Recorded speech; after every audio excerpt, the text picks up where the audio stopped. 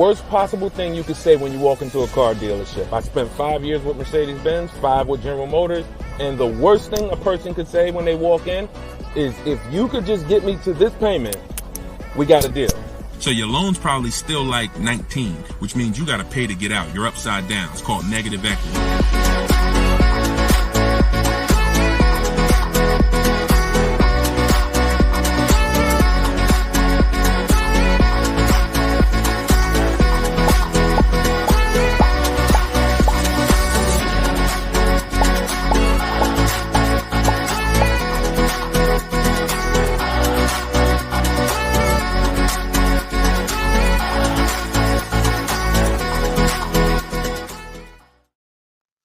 Welcome everybody to Car Shopping Questions and Answers, episode 13. I am your host, Deshone the Auto Advisor. Today is our Thursday, 12 p.m. live stream, and we're live on 4 platforms. For those of you who don't know me, I'd like to ask you, if this is your first time on a stream with us, could you type the number 1?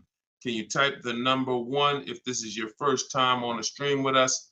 And to those who've come back, if you've been with us before, could you type the word welcome to all the people who have been with us before? Welcome, and welcome back to those who've been with us. So for those of you who don't know me, my name is Deshone. I'm publicly known as Deshone the Auto Advisor. I spent 14 years in the car business, 5 with Mercedes-Benz, 5 with General Motors. Now, since the pandemic, I've devoted my time to showing everyone willing to listen how to get below market car deals, purchases, leases, new cars, used cars. And we do that by getting bids. We stop negotiating and we get bids. And that's how we get below market deals that other people are not getting. So I'm the author of Cars from Home, the new digital book, 7 Steps to Saving Time, Money, and Avoiding Dealerships. I'm going to show you what it looks like. Boom. That's the cover. And we're rated 4.94 on Goodreads.com. You can get yours for 75% off for the next 30 minutes. You'll see when you visit my TikTok bio or my Instagram bio or the link in the comment section that we have for you on YouTube and Facebook that there's a timer. The book is normally $97, but you can get your copy for $24 as long as you get there before the 30 minutes is up. So I would suggest you get it and come back and join the broadcast. So my man Dolan is moderating in the background. You guys can start typing your questions and we will start to answer them one by one. We'll be on for about an hour and we'll try to get through as many questions as we can in that time. All right, Dolan, once you have the first one, feel free to throw it up. That's what we're doing. Okay, and shout out to y'all on TikTok. Could y'all tap the screen if you're gonna spend a little time with us? Run those likes up like y'all always do. I appreciate you. And if you're on Facebook or YouTube, if you could hit the like button, it means a lot. It tells the algorithm we're talking big money over here, and they'll send more people who need this. This one's from Instagram. When buying used, is it wise to buy from a small lot? I'll take listen, as long as you've screened it down. When you screen down your used cars, first of all, when we're shopping for used cars, you want to be on every marketplace. You want to be on every marketplace that has used cars. I always compare this to like buying a TV. If you were buying a TV, you're not going to just go to Amazon. You're going to go to Walmart.com. You're going to go to Best Buy. So we want to be everywhere there's a car. And now, once you do that, and those sites we use, this is called my multiple marketplace strategy. We use Carfax.com, CarMax.com, Carvana. Don't get any ideas, because even if they're overpriced 90% of the time, they still may be the best deal 10% of the time. Most times CarMax is overpriced. Most times Carvana is overpriced, but that's not all the time. I always say Best Buy is usually overpriced for electronics, but every now and then they have the best price. So if you're not looking at them, you miss opportunities. So we use CarMax, Carvana, Driveway, Carfax.com, Cars.com, Auto Trader, Car Gurus, and eBay Motors. We're looking at all of those marketplaces, and then we're going to narrow it down. So once we narrow it down, first thing we're narrowing it down on is title history. We don't want frame damage cars, salvage title cars, flooded cars. Title has to be right. Based on Carfax, you can use auto check, but the only reason I don't like using auto check is because we need the service records. And service records is what's the important part when you're narrowing down. You need service record that shows on Carfax. And the last thing we let narrow it down based on is accident history. Some people do no accidents. Some people say, listen, there's different accidents on the Carfax. Let's talk about that for a quick second. You'll see minor accident. You'll see accident, vehicle was drivable. Good sign. That means it could have been a fender bender. They drove away. Then you might see vehicle towed. Red flag for me. You might see airbags deployed. Red flag. So whenever you see vehicle towed, just know that was a serious accident enough to where the vehicle couldn't drive away from it. So that's what we narrow it down to. Now, when I'm narrowing this down, I'm not looking at who has the car yet. It could be a small lot. It could be a major franchise. Doesn't matter. Okay. If y'all gonna spend some time with us on TikTok, can y'all tap the screen every couple minutes and keep running those likes up? Appreciate y'all. Shout out to the new people. And if this is your first time on a broadcast, type the number 1. Type the number 1. Yeah, we live, Skinner. All right. If you don't see the banner above me, that means we're live. Whenever you guys see the banner, that means you're watching one of the replays, because we replay and rebroadcast these shows all day long so that everybody can see them. When you can't finish them, you're at work, you want to tell your friends, family about them, they can catch them pretty much any time of the day on all our platforms. But whenever you don't see the banner, which tells you when we're live, then we are live. All right. So that's that. Shout out to the first time people. But that's how we're going to narrow it down. I'm less concerned about where the car is. If it goes through that process and has great title history, great service records, great accident history, I'm open to it. Okay. Now, another one from Instagram. All right, Instagram with the questions today. When buying used, is it wise to buy? Oh, that's the same question. How do you get the original window sticker? We'll get it through the Carfax. We'll get it through MaroneyLabels.com if we're going to pay for it. I think there's a site called Get Clutch. I have a link. I have a link in my book, because every manufacturer doesn't do it. So, every manufacturer doesn't do it. Some have agreements with Carfax and they put the window sticker on the Carfax. Some of them, you got to buy it separately. But if I'm narrowing it down to 5 cars, see, we got to start looking at car buying like house buying. We really do. Because for some reason, people are very comfortable protecting themselves. And explain this to me. Why is it people are very comfortable protecting themselves when it comes to cars? I mean, houses, but not cars. So if we'll get a $600 home inspection to tell us if we should buy the home or not. You get what I'm saying? There are things we pay when we're about to spend $200,000 or $300,000 or $400,000 or $500,000 on a home. But when it comes to these small things that help us guarantee the best car deal and below market car deals, we want to do everything for free. So that's up to you. A lot of it can be done for free, but if I can't get a window sticker and I got to pay $5 for it, once I narrow it down to my top 4 choices, I'll pay the $20 to get the original window stickers. I'm getting it. I don't care how you get it. I got a couple resources in my book on how to get it, how to get free Carfaxes, but literally I'm getting the window sticker because I'm not buying a used car without seeing the original window sticker, because you don't know what you're saving.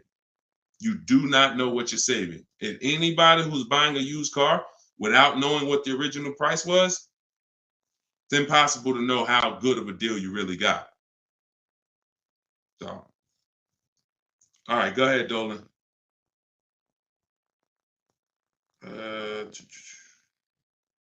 This one's from TikTok. How do you sell a lease car without the title? The same way I explained it. You don't need a title to sell any car. Who was taught you needed a title to sell a car? Type me in the comments, because this is a big one. There are people who not even leasing. There are people who have cars right now. You have a loan on it. And I used to get people who would walk in the dealership and they look at the new model, the most recent one, and they'd be like, Deshone, is that the whatever, 2019, 2020? I'm like, yeah, these just came out. Okay, I got 3 payments left. As soon as I make my last payment, I'm coming to get that one. I want to talk to you about that one. What's the reason? Why are you waiting? Other than you thought you had to have the title in your hand. It's not the way it works. You go, you sell the car, there's, you write up a purchase order, whatever the bank is that you owe, the person pays off the bank, and then the title, once the bank is paid for, the title goes to the person who bought the car with the new ownership documents. So, sometimes I forget there's little small nuances that, but in the book, and even we talk about this on the show, you guys never hear me when we talk about an equity assessment. When we do an equity assessment, which is maximizing our car's value by getting bids, we don't trade. You never hear me say, those of you who don't have your title, you can't do the equity assessment, right? So I'm just assuming that if you just follow these steps, you'll see, even if you thought you couldn't sell your car while you still had a loan on it, you'll see, well, he didn't mention I need the title, so I guess I can go ahead and sell it. Yes, you can. So, you do at least the same way. I owe 15 on my car.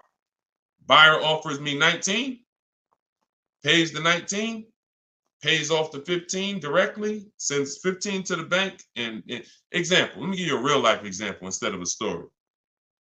When I went in, after I sold my Jeep, that was back when the pre-owned car market was very hot, once in a lifetime market.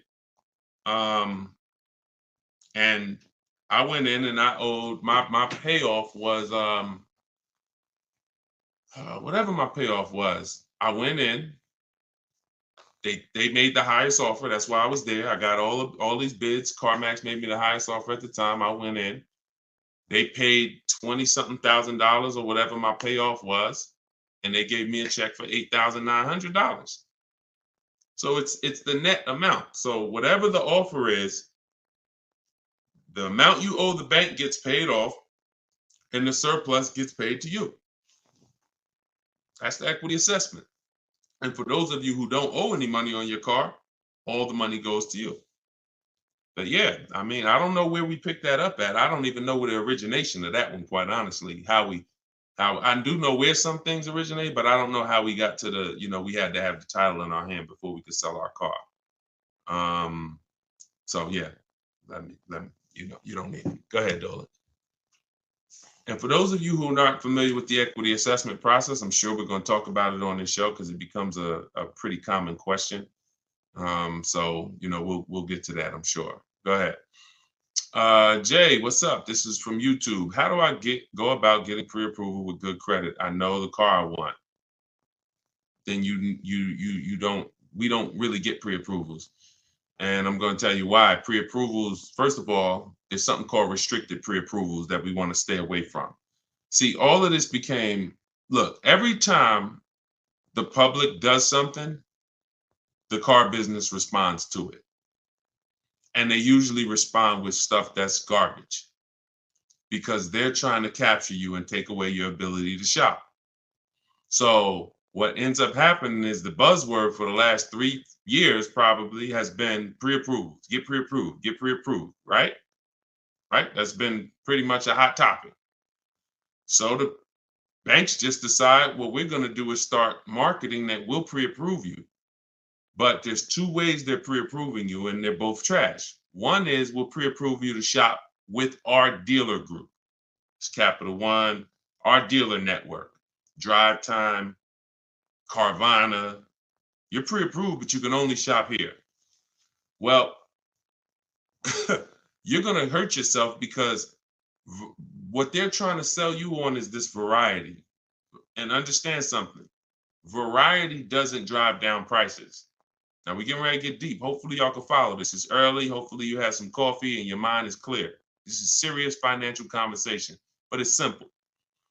If you walk into the Doritos factory and all they have is Doritos, there's no incentive for them to not make them all $7 a bag because it's all Doritos. You got a bunch of variety. You could have 100 flavors. You're in the Dorito factory, but you're not going to get great prices because there's no competition. So whenever you see Carvana says we have 50,000 cars to choose from, variety. Whenever you see you can shop from our dealer network of, X number of dealers, any one of those dealers you can shop from, variety. That does not drive down prices. That's meant to control you. Think about the Dorito factory. You're walking around CarMax, oh, you got lots of cars here, but you're still in the Dorito factory. They're all one company that's setting the price. What drives down the price is competition. Competition is what drives down the price. So when these I have a whole section in my book on this, restricted pre-approvals. We stay away from them because they're meant to funnel you into somewhere so that you can actually do business with this person instead of doing what we do, which is shopping wide. If you're shopping for a used car, you should not be limited to anybody. You just heard the first question on the show talking about will we buy a used car from a small lot. We buy a used car from whoever within 100, 150 miles of us has the absolute best value, best price, on that used car, highest discount from the original new price. That means you're not going to limit me and tell me where I can buy it. So if pre-approvals were designed to do that, then we'd be good. If pre-approvals were designed to let you go shop anywhere, then they'd be good. That's the first bad part about pre-approvals is the restricted pre-approvals. And again, I'm going to tell you why we don't do it, and I'm going to tell you what we do. So the second thing that's bad about these pre-approvals that's being marketed is they want to do a hard pull on your credit. So now we use a strategy that I created called the bank bidding war. The bank bidding, everything we do is a bid because you're not going to save the most money possible unless you're getting bids. Okay? So if you want to guarantee that you paid the lowest price on any item, it's always through a bid. It's always through multiple offers. And the opposite is true. You want to have buyer's remorse? You want to always wonder if you could have paid less? Don't get a bid. Don't get multiple offers. So when they're asking for a hard pull, what we're doing is we're avoiding that because this is the way the bank bidding war works. You are allowed, I am allowed by the credit bureaus to have multiple people run our credit with a hard pull as long as it's within a certain time period. And the way we do it, it only takes us 2 days. They give you 14 to 45 days, but this only takes 2 days the way we do it. So a hard pull on your credit will drop your credit score X number of points. Let's just say 10 points. Now, if you do the bank bidding war correctly, you could have 20 hard credit pulls on your credit and it drops your credit score the same 10 points because this is called rate shopping, not car shopping. And many people get this wrong. Many people get this wrong because you got to come out of you cannot open up the rate window first by letting anyone access your credit with a hard pull. First of all, again, we don't want to rush when we shop. We don't want to rush when we shop. So if somebody gives you a pre-approval and they say, okay, you literally, now you did a hard credit pull, now go find your car, and then you only have 30 days before that pre-approval expires, what's going to happen? If you know the bank only gave you 30 days, now what are you trying to do? You're rushing yourself, right? You trying to find a car, day 28, you starting to feel a little desperate, right? That's not what we want. That's what the banks want. That's what the dealers want. That's not what we want. So now that's why we do not let anyone access our credit with a hard pull until after we find our car. So once we find the dealer that wins the bid, and if some of you are new to the show, you're like, Deshone, what's all this stuff you're talking about bids? It's called saving money. Okay? Come into our world. Okay? Step out of the world that you've been in, which is negotiating to try to get money off with cars when you don't do that with any other item. No other item do you go in and say, yo, take all this money. You don't do that on Amazon. You don't do that with TVs. You don't do that at the grocery store. None of that. So you shop for cars the way you shop for nothing else. And that's what the people who are listening to me who are like, Deshone, I want to save all the money. You locked in. So if you that person, type locked in. If you're that person, if you like Deshone, forget everything else. I want to learn a new way. I'm done with this old way. Type locked in. So this is what you're doing. You are going to go get bids. get your offers on your new car or your used car or whatever you're shopping for. Once you find the one that is the best, now you're going to get the paperwork, a buyer's order, come home, and you're going to let these banks, credit unions, online lenders access your credit with a hard pull. And many of them need you to have a car before they'll even give you a loan term. Sometimes you'll reach out and you'll say, hey, I'm looking to try to get, pre-approval, see what your terms are, see what your rates are. They'll say, okay, well, what car? What car do you have? And you're like, well, I don't have a car yet. That's why I'm calling you first. So we call them, we reach out to them when we have a car, and we're like, okay, this is what I'm looking for. I mean, this is what I have. I have it reserved. I left a deposit on it. I told the dealer I'm coming home to take care of my financing. I call them in 24 hours. Here's what I got. 2020 Mazda CX-5, 26,000 miles on it. Boom. What else do you need to know to give me a loan offer? So I'm doing this with 5 people from home. Then once that's done, I'm calling a dealer and saying, look, all right, this is the best offer I got. If you guys can beat it, you got the business. See, it's easy. If you're listening to me, you never got to lie. All of this stuff that people are teaching you, lying, hold back, we don't do that. Dealers enjoy the 20% of dealers that are the great dealers that have the best prices. They love doing business with us because they're competing to beat all their competition. We find them, and then we give them an opportunity to win our business. We don't say, oh, no, I'm not letting a dealer run my credit. That's bad strategy. Dealer has 7 to 10 banks that they give millions of dollars in loans to a month. Why would you not want a dealer to be seeing if they could beat your rate? The only problem is if you don't have a rate and you're letting the dealer be your first option, that's a problem. We don't do that. But that's the bank bidding war. So I haven't added it to my book yet, but when you get my book, you actually get the book, and I send you the bank bidding war blueprint. And for all of you who got the book, if you happen to have gotten my book before I came out with the bank bidding war,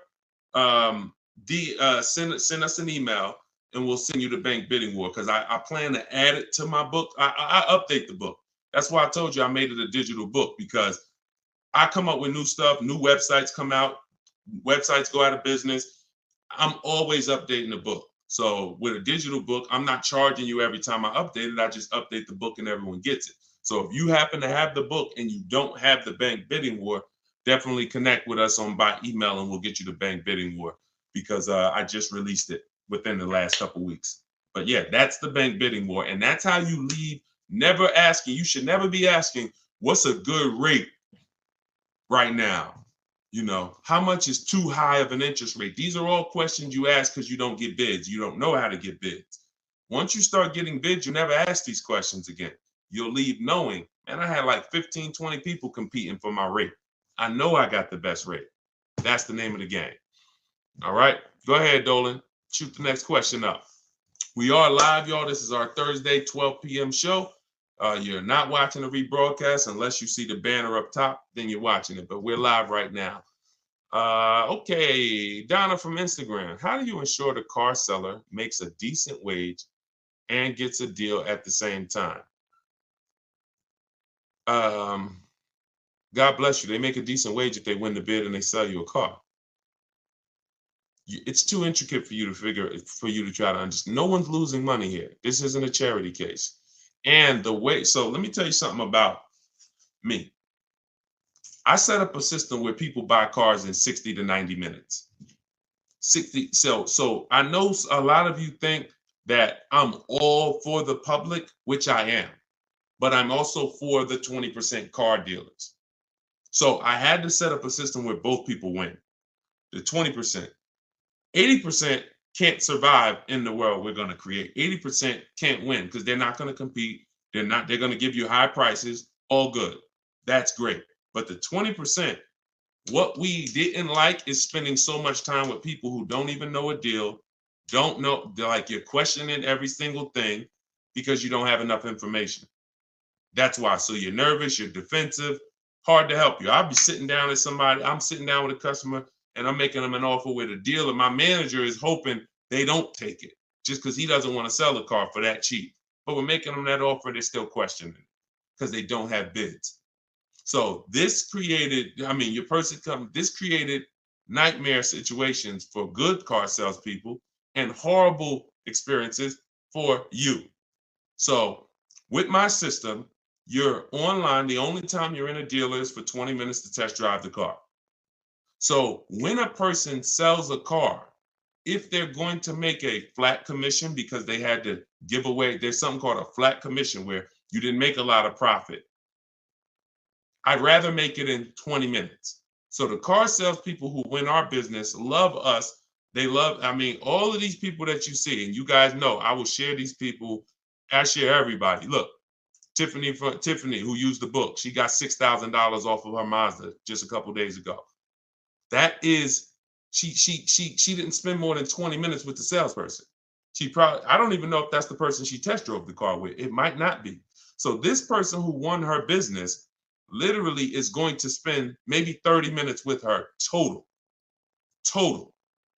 So what? He's not making a huge commission. If he ends up making $150 flat, he'd rather, and I've asked car salespeople this over my years of educating the public on how to shop from home. I said, let me ask you a question. Would you rather, y'all being stingy with the likes on TikTok? Can we tap the screen if y'all spending time with us? Thank you. Can we tap the screen? Can we share? We ain't asking for money. We asking for just tap the screen if you're enjoying the show.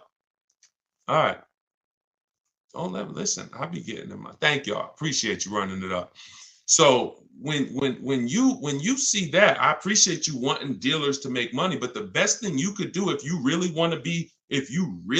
want good dealers to be okay is learn how to shop from home correctly so you can stop wasting people's time. So you can stop being with people for 2 hours, 3 hours, 6 hours that you don't buy a car from. That's really what I want you to do, because when you learn how to get cars in 60 minutes from home, car salespeople are going to love you. Because even if I didn't make a huge commission of $1,000 or $800 or $1,500 on this particular deal, that's okay. And $1,500 commissions are very rare. You had to make a lot of profit on the deal, 10 grand profit probably. Bring home 20%. Now you got to make probably 7 grand to 10 grand, profit, and people will make it. There are people who overpay. And so there's people who pay average prices and above average prices, but we don't pay either. So it's the time. I don't care if I make $150 with you if I only spent 30 minutes with you. And the only way you're doing that is shopping online. You're not doing that. I've tried. I think I was pretty quick. There were some people quicker than me, but I certainly tried to go into, and a customer knows what they want. Come on, man, Mr. Jones. I know what you want. We'll get this done very quickly. Hour and a half tops, 2 hours really tops, because you got the finance office. You got all this stuff that has to happen. We got to clean the car. So 2 hours is really, if on a quick deal. Most of them, 3, 4. How many hours you guys spend picking up your cars? Be honest. How many hours did you put into your last car purchase at the dealership? Throw some numbers out. Look, Lexi, baby, 4. Look, throw some numbers out. Okay, people don't what? We don't want to be honest. How many hours? Sometimes maybe I'll ask how many days did you put into your last car deal? Have me in there about an hour. That's quick. You must have did a lot before. Half the day, Thomas. That's more like it. Thank you. Thank you. Thank you to everyone willing to share. And I had to come back the next day still. Thank you. Okay. So yes, I talk a lot about money. Look, 6 hours. Poobie Bear on Instagram. 6 hours. 4 hours. So no one that you're seeing here, I'll run down the list. Boom. Not only are these people saving all the money. Look, $690 a month on Totes BMW. Greg, $527 a month, his $56,000 Kia truck. Look, Danielle, $550 a month for her Audi. Not only are they saving all the money, they're not in the dealer more than 30 minutes. That's why the dealers love them. That's why the dealers love us. I'm never going to create a system that's painful for car dealers. I would be hypocritical to do that. I created a system where when you use it, the people you do business with love you because you're like, man, listen, this is one of the quickest deals some of you saw when I got my Infinity truck. I wish I could find that video. Matter of fact, hold on. Before we go to the next question, because I don't want anyone, because some of y'all don't know me. Y'all don't know, okay, is this guy telling the truth? Is we really getting cars? This was me picking up my Infinity truck right here. This is when I got the Infinity truck. Hold on, I'm gonna find a video. I'm going into my hold on, where we at? Day 5. Here we go. Look, let me share my screen. And I picked it up and I posted this on Instagram because I want people to know we really do this. We don't say we do this. We really do this. Look. Now, there we go.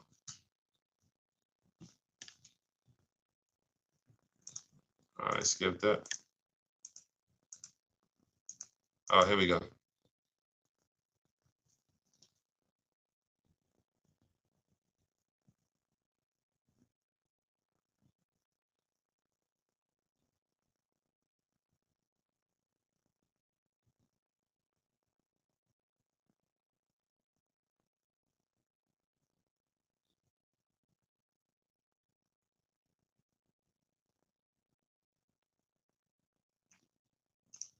Boom.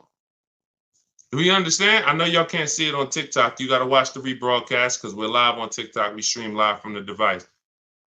Do you understand? This is not a game. This is not a game. If you when you learn that you've been conditioned to think that somehow spending time on my car deal means I saved all the money. No, it doesn't. No, it doesn't. Looking at multiple options, multiple offers while you sit at home, knowing how to screen those offers down so that you know you got the below market prices. Looking at 5 offers on new cars and leases minimum, 5 offers minimum because 80% of dealers are overpriced. This is what guarantees below market prices. You don't need to be in a dealer to get that. In fact, there's no way for you to get it in a dealer. I will be so bold to make the statement, and I'll just ask you, if you think you can get it, when you get your car, bet me $500 that I can't get a better price than you. That's what I'm saying. Bet me $500 when you get your car, any car you get, if you don't use what I'm teaching you, if you tell Deshone, all that stuff sounds good, getting bid, but I want to do it my way. Bet me $500 that I can't find a much, much better deal than you as soon as you get your car. I'm willing to put the money up because I know bids is what gets us these prices you guys see on the shows. Bids is what allows people to come in and save money. Okay? Did y'all see that? Could y'all hear that? Let me know, could y'all hear that when I was playing that? Were y'all able to hear that when I was playing it? Before I move on to the next question, before I have Dolan pulling the, why didn't y'all say something? See, we got too many people on here. We got too many people on here, y'all, for y'all to let me play an entire 1-minute video and not say you couldn't hear it.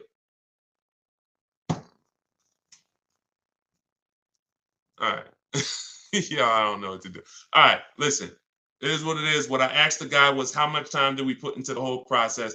He said 45 minutes. I said, take the test drive out of it. Take me and Monique test driving out of it. How much time did we spend? He said 20, 25 minutes top. Come on, lock in, y'all. Lock in. Go ahead, Dolan. Throw the next question up. Instagram. How do you tell the dealership you want to take the car to the mechanic before purchasing? You don't. Dealership's not going to let you take the car to a mechanic before purchasing. It's too much liability. If you crash the car, if it has an accident, mechanic messes up the car, only thing you could do is have a company like yourmechanic.com come and meet you at the dealer. That's why whenever I'm buying a used car, I'm not taking it the same day. DJ Flay, I thought it was a silent film.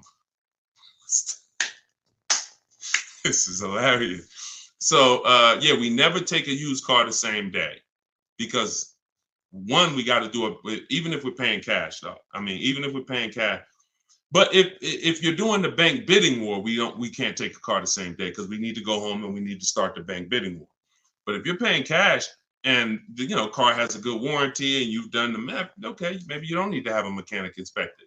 But if you want to have a mechanic inspected, then it's always I'm leaving a deposit, and then I'll have either my mechanic come. And again, this goes back to you're paying to protect yourself. I got a mechanic here that I've been using for years, me and my family. If I told him, hey, look, I'm gonna pay you, let me know when you got an hour and a half. I'm gonna pay you for the time. Come take a look at this car with me. I got a reserve. He'll be like, no problem. I throw him $125. He'll come, check it out for me, tell me if I'm good or not. He can't put it on a lift, so that's the bad thing. But again, it's better than me just thinking with my non-mechanic self, I guess the car looks good. Sounds good, I think. No. These are the things that we got to do if we want to protect ourselves. And understand, there's horror stories for a reason, y'all. Horror stories are very common. Cars breaking down. It's weird. All I can do is give you boundaries. And when I give you the boundaries, then you can choose what you want to do with them. You can choose if you want to, adhere to them. You can choose if you want to ignore them, but at least they're there. So yeah, I would always have, with no warranty on a car, I would always have my mechanic come out. And if you don't have a mechanic, then I pay a company like yourmechanic.com. I think they charge $100, $150 to come out, send one of their mechanics to inspect the car for you. I see it just like a home inspection. I don't see it any different. Any different. Go ahead, Dolan. Okay, I had a financial advisor tell me get rid of my car. I did. Oh, wait, I had this one's from Instagram. I had a financial advisor tell me to get rid of my car. I did, however. I really need another one, but they repoed the vehicle. It's been around January. Okay, I'm trying to understand. So he told you get rid of your car, but you need another one. Get a very inexpensive car. It sounds like you're in a position where you need to get the least expensive car you possibly can. I call that a smart car, saving money at the right time. Cars that are, under 10 grand. If you're trying to get a loan on it, that's what you would be trying to get. But if they repo the vehicle, you're going to have a tough time getting I would get it. If I got my vehicle repoed, my next car is a small car.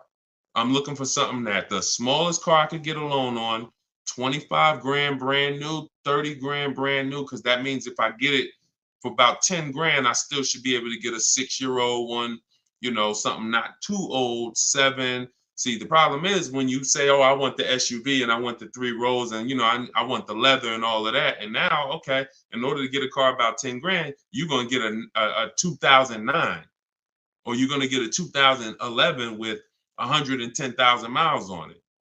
See, we got to learn how to sacrifice in certain cases. I'm not talking to you. I'm talking to anyone else who may be watching this, who may be in a situation where you're in a rebuild. It's called a rebuild for a reason. We're not looking to stunt in a rebuild. We're not looking to flex on them in a rebuild. We're looking to say, look, I got to get from point A to point B. What I need is 2 things, a quality car, and I need to not miss any payments if I'm going to get a loan on this. So when you go out and you get, I got my credits are 500, but I'm going to go and I'm going to get a $20,000 car that they're going to charge, I'm going to pay 20+% interest on it. So my payment's going to probably be 600. Now I'm paying 600 and the $20,000 car may not even be a quality car, may got 80,000, 90,000 miles on it. So now stuff starts breaking. I got my $600 payment and now, the car's in the shop, but I still owe my 600. Okay, here comes another repo. So this is disaster. I've seen this. This is a formula. I call this the repo recipe. So if you're in a rebuild, the name of the game is seeing, first of all, Am I a long-term person, 8+ years, or am I a short-term person, less than 8 years? Because if you're a short-term person, your goal is to lease. You may not know it yet, but some of the people who've been on this show, you understand the depreciation curve. This is where you lose all the money right here. Year 1, 2, 3, 4, 5, 6, you're losing all the money.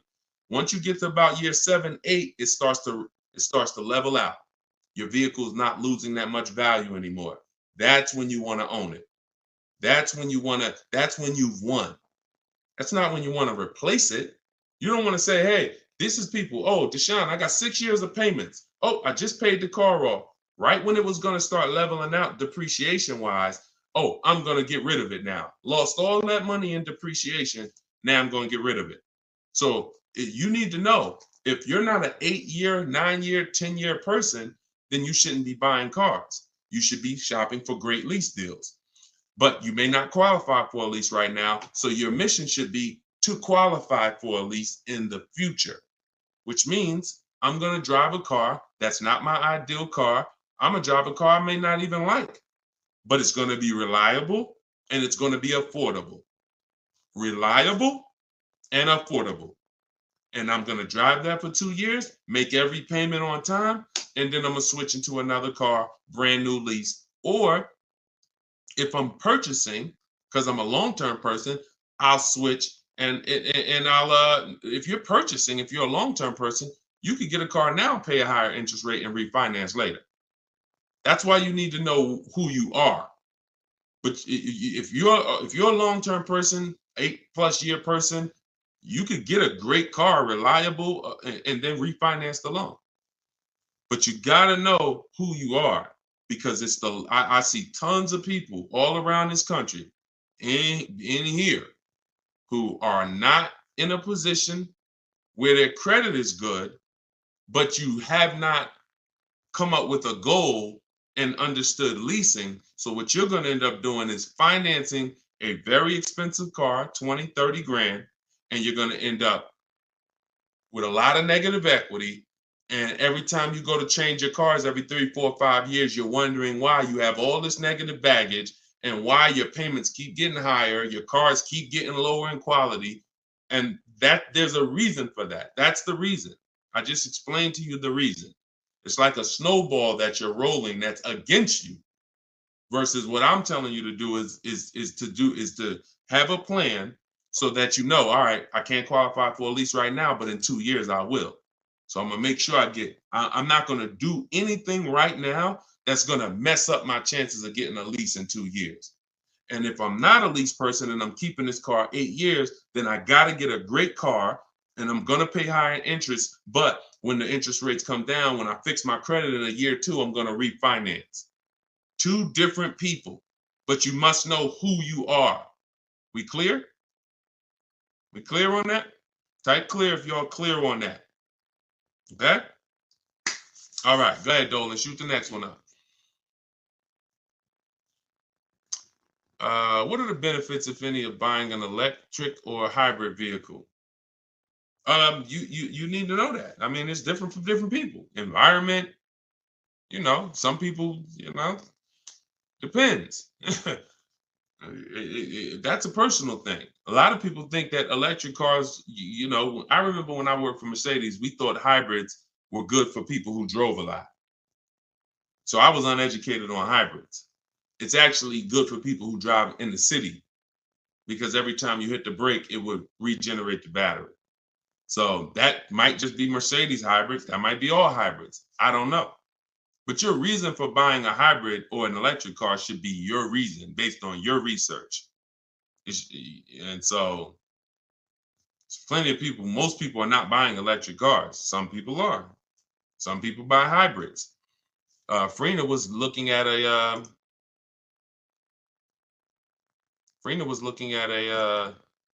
Jeep Grand Cherokee, and she was looking at a Jeep Grand Cherokee gas version. And I remember she hit me and she said, Deshone, the dealer that made me the best offer on this Jeep Grand Cherokee gas, it was like a 1.2% lease. And she said, he's saying, and that was the lowest bid out of all the bids she got. 1.2% lease. And she said, but he's saying he might have he's saying he could do a better deal on this other one, which is a hybrid.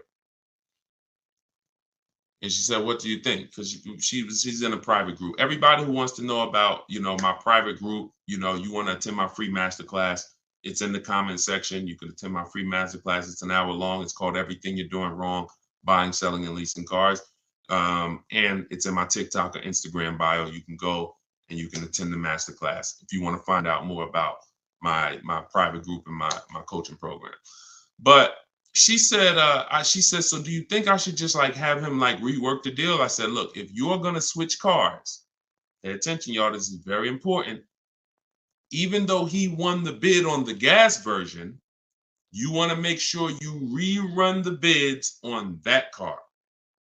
She said, okay, because she said, based on what he's telling me, he could get me to like 1% on the gas, on the hybrid one. I said, okay, run the bids. She hit me 24 hours later. She said, you're not going to believe this. Lowest offer I got on the hybrid version is 0.88.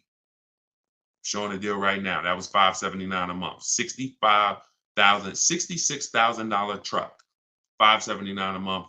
No money out of pocket. So if you don't rework the deal, what question was I answering that I got on that? What question was I just answering? Oh, there we go. Thank you. Thanks, Dolan. My man Dolan coming through for me. So she didn't have a preference necessarily of hybrid. That opportunity presented itself. All hybrids don't have incredible programs. So I think you make the decision, Natalie, on what you want, and then you shop the offers on that car. That's it. It's so many cars out here, y'all. It's hundreds of cars to choose from. Pick the one that you like, get the offers on them. Like, and spend your time shopping. If you're getting a new car or a lease, you should be out test driving. This is the fun part. Eventually getting bids, that'll be fun for y'all because you'll be in control. But, for your first time, you're still going to be a little nervous. But the fun part is really getting in the car and going and test driving. All right. And going to another dealer, test driving. You're about to make a $40,000, $50,000 decision. Some of you more, some of you $80,000. You're buying luxury cars, $100,000 decision. Take a day and go and drive these products that they're spending millions of dollars on, hoping you would at least come test drive. I've had people that's like, oh, I want the Honda Pilot. Oh no, the girl said, I want the new Honda CR-V hybrid. I like the look. I said, did you drive it? Nah, but that's what I got my eye on. I said, go drive it. Once she went and drove, that's why we have a whole step in our process for this called shopping, not buying. She went and drove it. She said, yo, you know what's crazy? I like the look, but I ain't like the way it drove. I said, that's why it's important. Imagine if you would have did your whole deal online, got the thing delivered. Now in 3 months, you're sitting here like, you know what? I don't really like this. So don't discount your shopping experience, especially because using it our way, you only did 20 minutes. Don't talk numbers. Keep that rule in mind. That's in my book. Those of you who have my book know this. We don't talk numbers. Those of you who are like, what book are you talking about, Deshone? My new digital book, Cars from Home, 7 Steps to Saving Time, Money, and Avoiding Dealerships. That's where I'm teaching out of. Everything on this show is what I'm teaching out of that book. And you can get your copy for 75% off. It's normally $97. You'll get it for $24 in my TikTok bio, as long as you get there before the 30 minutes expires. Also in my Instagram bio, click that website, and then on Facebook and YouTube in the comment section. And if you happen to be watching us on TV, you can scan this QR code right here with your mobile phone and get yours for 75% off. All right. And now you have everything I teach in one blueprint in one spot. Okay, Renico from YouTube. 1 year into my Kia Soul lease, this was not the car I wanted. I want to trade the Soul in for a 2022 Kia Sorento. Is it possible, or should I wait for another year to lease the Sorento? Listen, great question. Perfect example of what I just said of why we don't discount the shopping process from now on. So you can't break a contract. The only way you can get out of the lease is if you can sell it. So you do the equity assessment. Now follow this. You're going to call your bank, call your leasing company. You're going to get the payoff. And then you're going to ask do I have a third-party restriction? Those are the two questions. Payoff, do I have a third-party restriction? Then go on the 6 sites, get your bids. Carvana, Kelly's Blue Book Instant Cash Offer, CarMax, AutoNation, Sell My Car, Car Guru, Sell My Car, Driveway. Every time you see, is your car leased, financed, or owned, you want to put owned, because you want the straight value. When you put lease, it triggers something on their website. So just always put owned so you can see the values. If you have a third-party restriction, you're going to have to sell to a Kia dealership. If you don't have a third-party restriction, you can sell to the highest bidder, provided you have equity. So if you see that, your payoff is 18 and the offers are 20, then you can get out. If you see that it's 18 and the offers are 18, that's going to be tough. So you got to see what your equity position is. That's the main thing. And what I do is you just wait and you just look. If you go into a dealer, they can put you in a new car. So if there's no doubt, like you can literally go in, they'll just stretch you out into a long loan on the Kia Sorento. You're going from a lease to buy. So I assume you're going to be keeping the Kia Sorento for at least 8 years. If not, you should be leasing, not buying. But I'm just going to assume you're not going to break the 8-year rule. If you don't know about it, we talk about it all the time on this stream. People who are not keeping their cars 8 years, you are overpaying by thousands of dollars by not getting great lease deals. It's not even close. Thousands of dollars, not hundreds. So I'm assuming you're going to buy and keep. But what you're going to do, anybody can transfer you. Take all that negative money, throw it into the new car. Now you're paying for the old car and the new car. You got the new car, but so if you got a 5-year, 6-year loan, literally you're driving that new Kia Sorento, that 2022, and that is in the actual, it's with you. I'm glad, Renico. It's a great name. So you're in when you roll that over because of impatience, that 6-year loan that you're putting on the new car, the old car is with you the whole time. So until the day you make your last payment on the new car, you're paying for the old car that you got out of. That doesn't make sense unless it's just a desperate scenario. So I would do what you said. Wait. If it doesn't make sense, do the equity assessment. If it doesn't make financial sense to get out, wait, coast in it. It's a brand new car. Listen, be ashamed if you had to drive around in a brand new car for the next couple of years. So just, but use it as a learning lesson to make sure next time you shop the way, you shop in a way that protects you from having to go through this again, because this is not what it should be. Okay. And it's not meant for you to replace a car this fast. It's expensive to do. There's penalties in doing this because the depreciation of a car is just too deep. It's just you lose 20% the first year. Doesn't matter whether you leased it, bought it, does not matter. So when you go and try to replace it, you're dealing with deep depreciation of what you got. And now you're like, oh, well, I'm tired of it. See, people who never do this are cash buyers. If you pay cash for cars, those are the only people that clearly understand this. If you are in pain, I have to work to help you understand this if you don't pay cash for cars. Because if you pay cash for a $30,000 car and then you said, you know what, I'm tired of it. Nah, this wasn't the car I wanted. And you brought it back to the dealer and they said, okay, well, look, I know you only had the car 3 months, but we can only give you 25 for it. You're like, wait, I only had it 3. Yeah, it's a used car. It's been titled. You're not going to take that deal, right?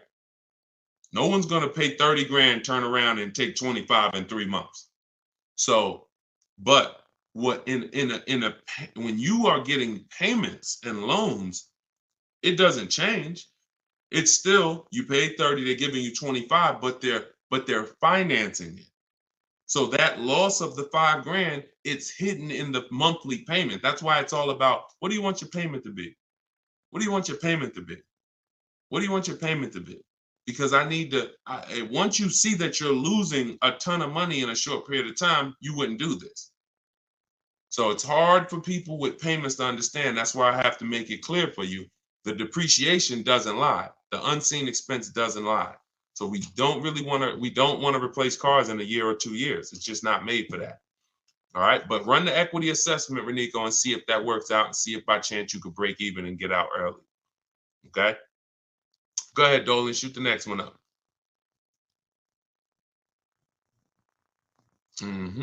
Okay, Precision Sound Works. A great part about following the book is when you're car shopping, you know what you're not going to get sucked into a sales number presentation. Amen. Just drive and say, I'll hit you up when I'm ready. Amen.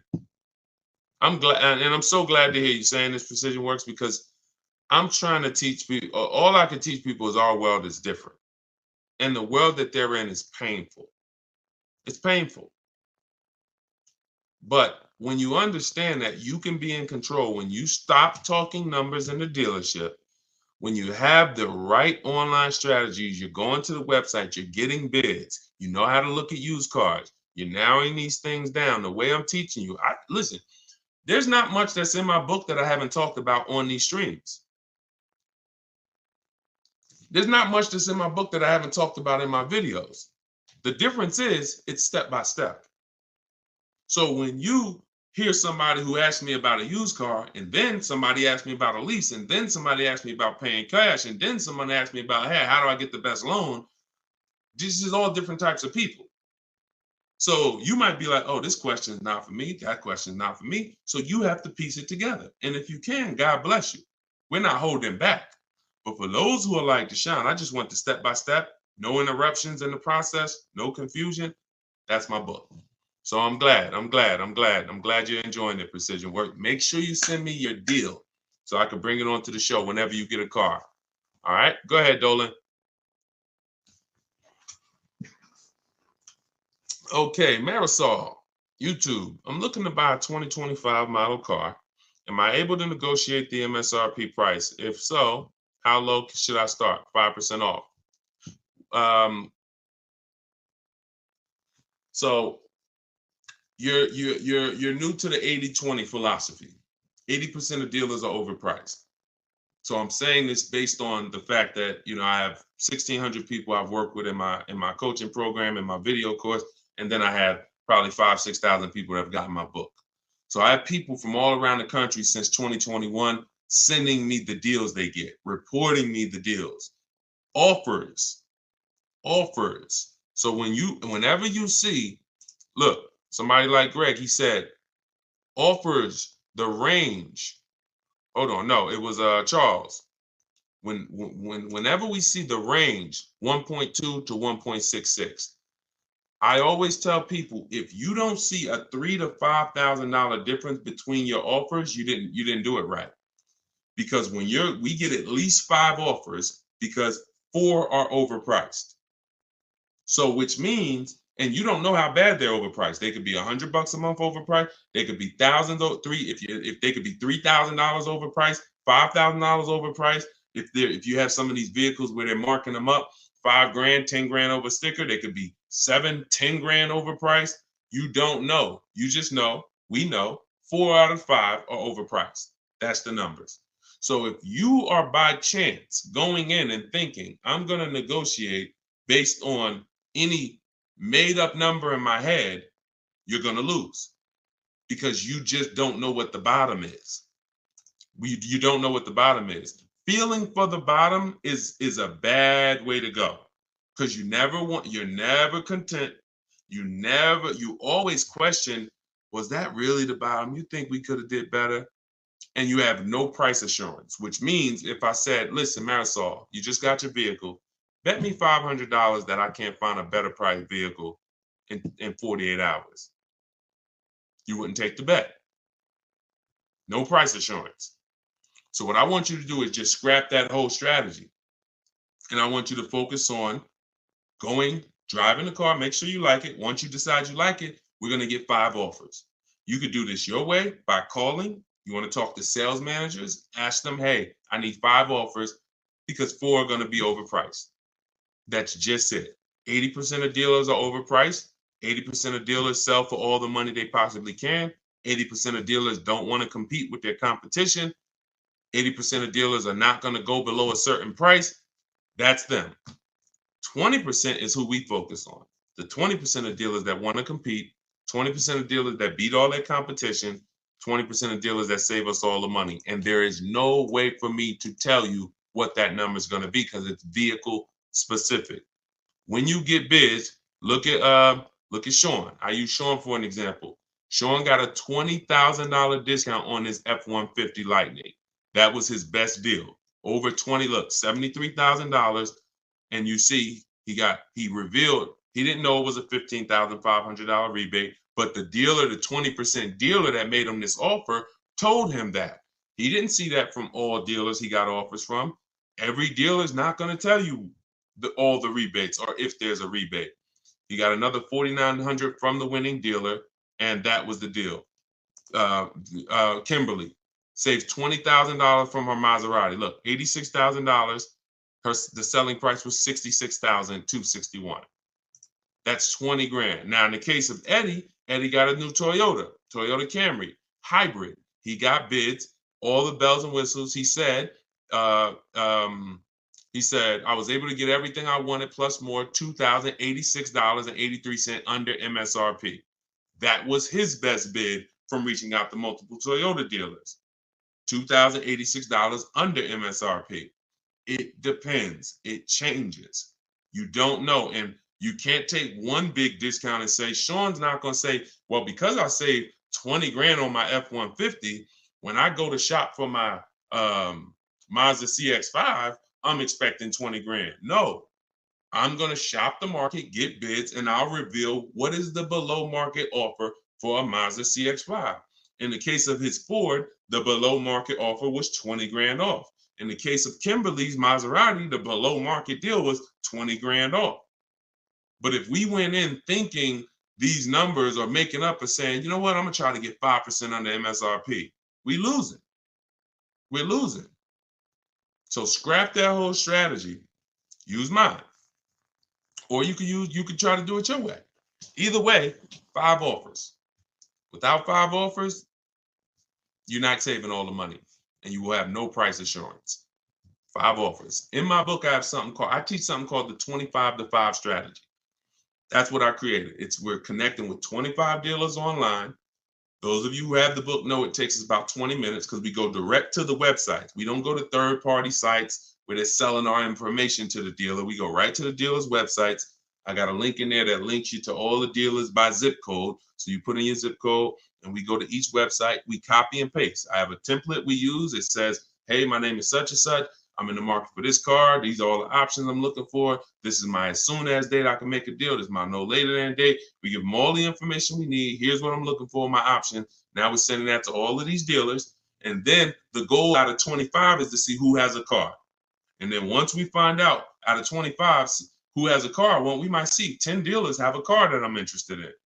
That's another reason why it benefits to shop the numbers. Because when you only shop in 2 dealers, like the statistics say you do, the statistics show that you guys shop 2 dealers.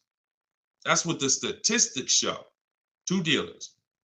And as car salespeople, we know that.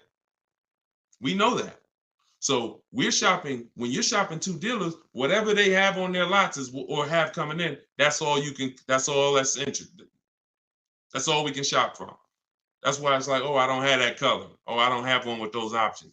We're shopping from 25 dealers. We got a good shot of 8 to 10 having something we're interested in. And then we have other copy and paste scripts to request our quotes, give them everything they need to give us a quote. And then we have scripts to keep the conversation moving when they try to get us on the phone, which they will, 80% will, which, hey, try to get us to come in, 80% will. Hey, hey, listen, we can only give you a quote if you're here in the showroom. Okay, well, I'm talking to a couple dealers. No one else has said that. Should I remove you from my list? All our emails end with a question. Whenever you're emailing a dealer, should always end with a question, not a statement, because the question pushes the ball back to them. So that's what we're doing, 25-to-5. Our goal when connecting with 25 dealers is to get 5 offers. And out of those 5, 1 offer is going to beat everybody else, and that's who we do business with. That entire process takes us 60 to 90 minutes. 60 to 90 minutes. It's beautiful. So if you're like, Deshone, I want to use your process, you can do it your way. You want to call around? I'm just telling you, get 5 offers.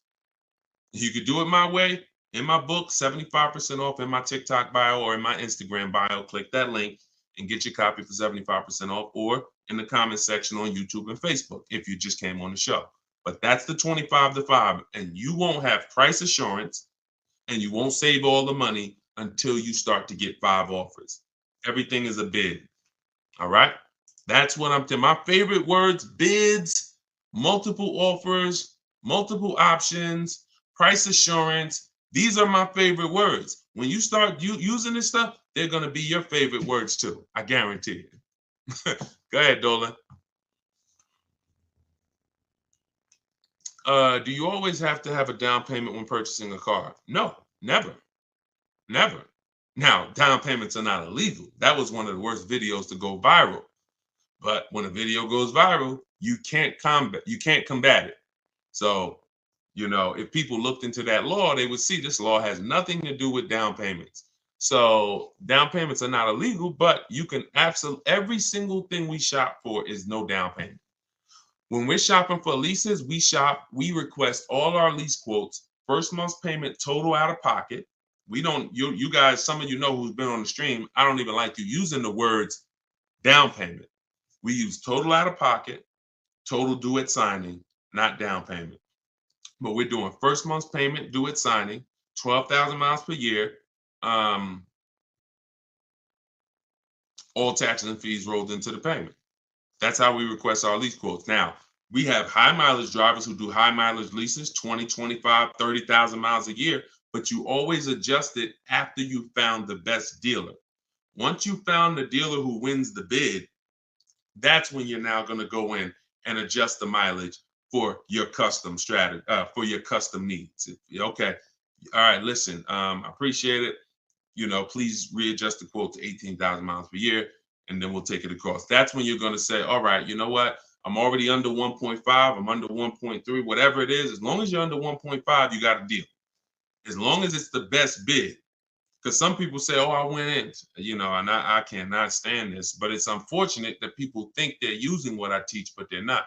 They'll go in and say, Deshone, yeah, I was talking to the car salesman. I told him, you got to get me under 1.5. I said, what are you doing? I didn't say it. I don't even think I responded to it because I don't want people to feel like they failed. But that's not what I teach. I'm never targeting 1.5. I'm targeting 5 offers, and the only way 1.5 gets approved is if it's the lowest out of the 5, which means I know the lease program isn't great. But if I see 1.45 and then there's another lease quote for 1.6, 1.8, 1.9, now I know this 1.5 is the deal. And the dealers often will tell you, listen, I'm giving you a big discount, but the lease program's not that good. That's what's making it 1.5. So I don't have a problem with that, but I'm never going in targeting 1.5, because if I target 1.5 and other people would have came in and offered me 1.3, 1.2, but I'm not getting bids, and I'm leaving thinking I won. No, I lost. So that's how we shop for our lease quotes. No money out of pocket. When we shop for our purchases, we're separating our loan, which is our monthly payments and our terms, from the car. So this is going to be easy for you once you really see that your loan is separate from the car. You are looking, if you're buying a used car, you're looking for the best price used car in the market, 100 miles, 150 miles. You're narrowing it down. Once you find a dealer who has that car, you've already won on the price of the asset. Check. Now we're going to handle the loan. And if you say, hey, I'm going to do this loan for this amount. Now I have a tool that, listen, some stuff is hard to explain because I actually created something called the perfect budget calculator. Let me show you. So this is the perfect budget calculator. Just so y'all listen, I'm gonna share this with y'all. This is in my book. And just so you know, the only reason that I can't explain this stuff, because how can I explain technology that I created? So this is the perfect budget calculator. This is what it does. This is how we're able to shop with no money down. We enter the equity that we may have from our old vehicle. Let's say we're selling our old vehicle. All right. Or let's say we don't have an old vehicle. Put 0 there. Now we enter max down payment. Now this is a comfortable amount. This might be like, because this is how it usually happens. You know what? I could put $3,000 down if I had to. I don't want to, but if I had to, I put $3,000 down. Okay, that's what goes there. Okay. Then we use the average interest rate in the market. For the sakes of this purpose, let's use 7.99. Interest rates are high right now. Then we enter comfortable monthly payment. Comfortable monthly payment, $450 a month. Now we enter our state so we can calculate the taxes and calculate budget goals. And it asks, okay, what's your comfortable monthly payment for 60 months? Let's say we do the same thing. All right. And then it gives you goals, gives you 6 goals. This is your max vehicle purchase price right here. See, there's never been anything like this. This is why you go in saying, I don't want to spend more than $450. You end up spending $600. This is why you go in saying, you know what, I'm gonna spend 30 grand on a car. You end up spending 32, 33 because you forgot about the taxes and the fees. We never shop with our max in mind. So this becomes our first goal. Our first goal gets us to our car, no equity, no down payment. Our second goal gets us to our with a 5-year loan. Now, our second goal gets us to, if we get a car in this price, we can do a 6-year loan, no equity, no down payment. So this is where you need to be right here if you want to do no down payment. This is where you want to be.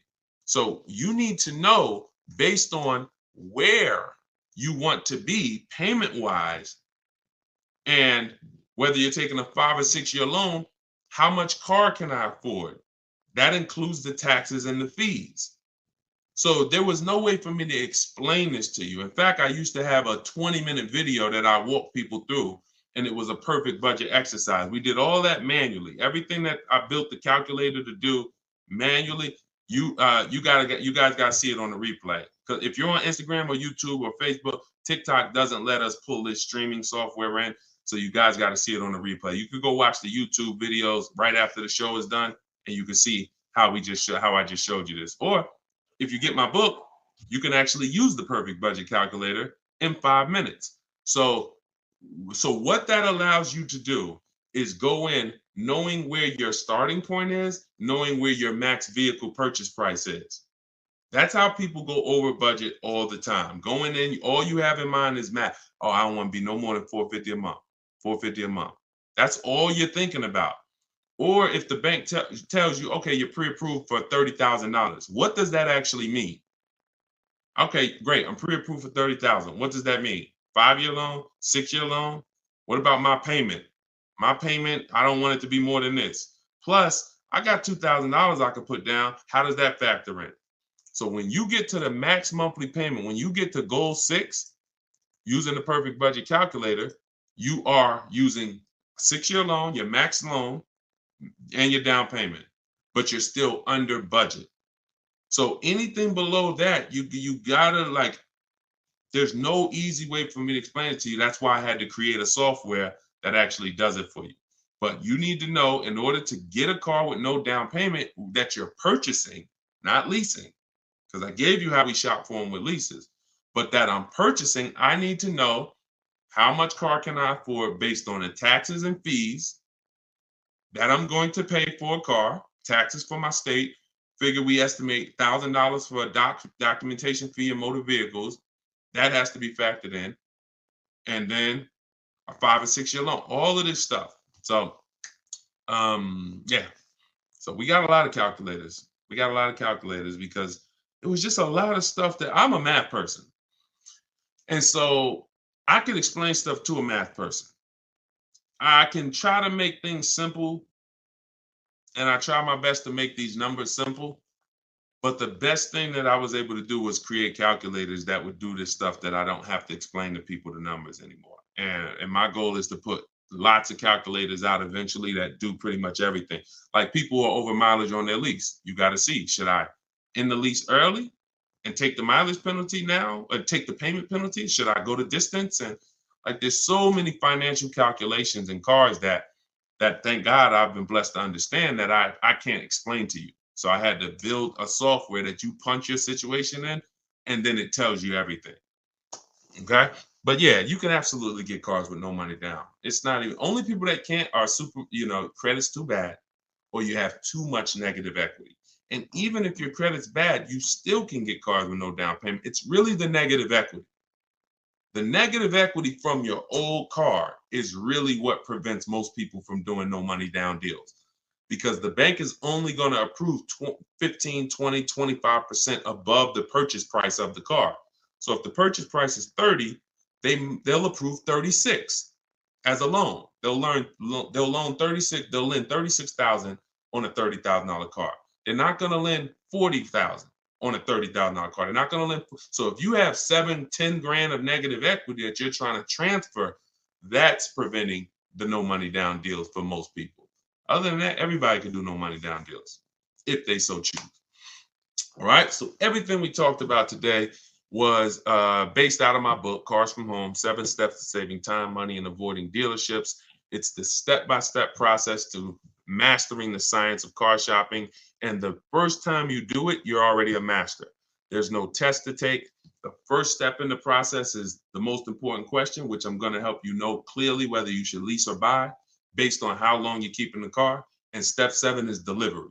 So by the end of this, when time you get to step 7, I'm congratulating you, and we're like, okay, let's set up if the dealer is going to deliver the car or if we're going to go pick it up. That's delivery. So it's not this book you read and say, okay, all right, I'm ready for the quiz now. Let's take our test. No, every step is an action. Equity assessment, budget tool, choosing your car, shopping for it, doing a check to make sure it doesn't have any bad data out there like electrical issue software, and then getting offers, then paperwork, then delivery. It's a walkthrough. So you can get your copy for 75% off in my TikTok bio, in my Instagram bio, or we have a comment pinned in the YouTube and Facebook section. Or if you're watching us on television, you can scan the QR code and use the strategies, everything I teach in one spot. All right. Make sure you send me your deals. We'll be back for another live show shortly. If you're watching the broadcast, if you're watching the rebroadcast, you'll see the times that we're live. For those of you who want to attend my free masterclass, Everything You're Doing Wrong, Buying, Selling, and Leasing Cars, that link is also in the comments, and it's also in my TikTok and Instagram bio. You'll need about an hour, and then we do Q&A for an hour after the class. So any way you get it, make sure you get it. I don't care how you get the information. All we do is put the information out. The rest is on you, all right? I'll see y'all on the next show. God bless you.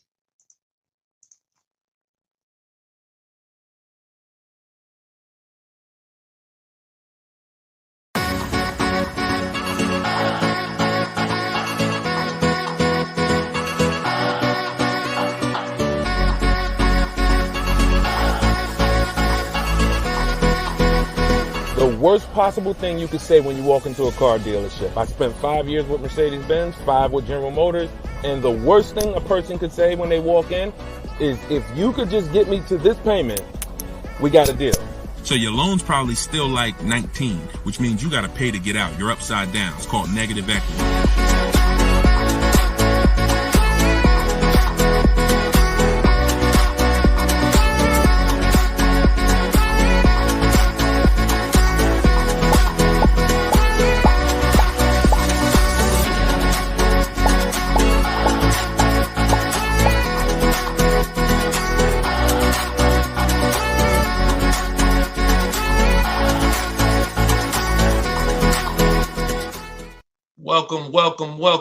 Welcome to Car Shopping Questions and Answers, episode 14. I am your host, Deshone the Auto Advisor.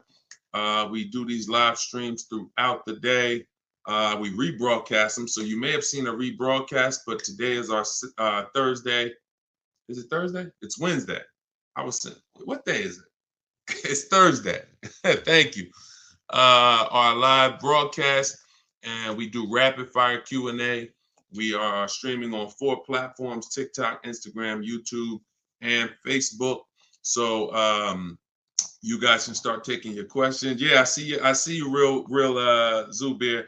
I see you. We're live right now. And whenever you guys don't see the replay banner, that means you're watching a live show. So we do replay these broadcasts all throughout the day so that, if you can't watch them all, you can tell your friends, your family. But whenever you don't see the live replay banner, that means we're live. So you guys can start typing your questions, and we'll be pulling them in from all 4 platforms. So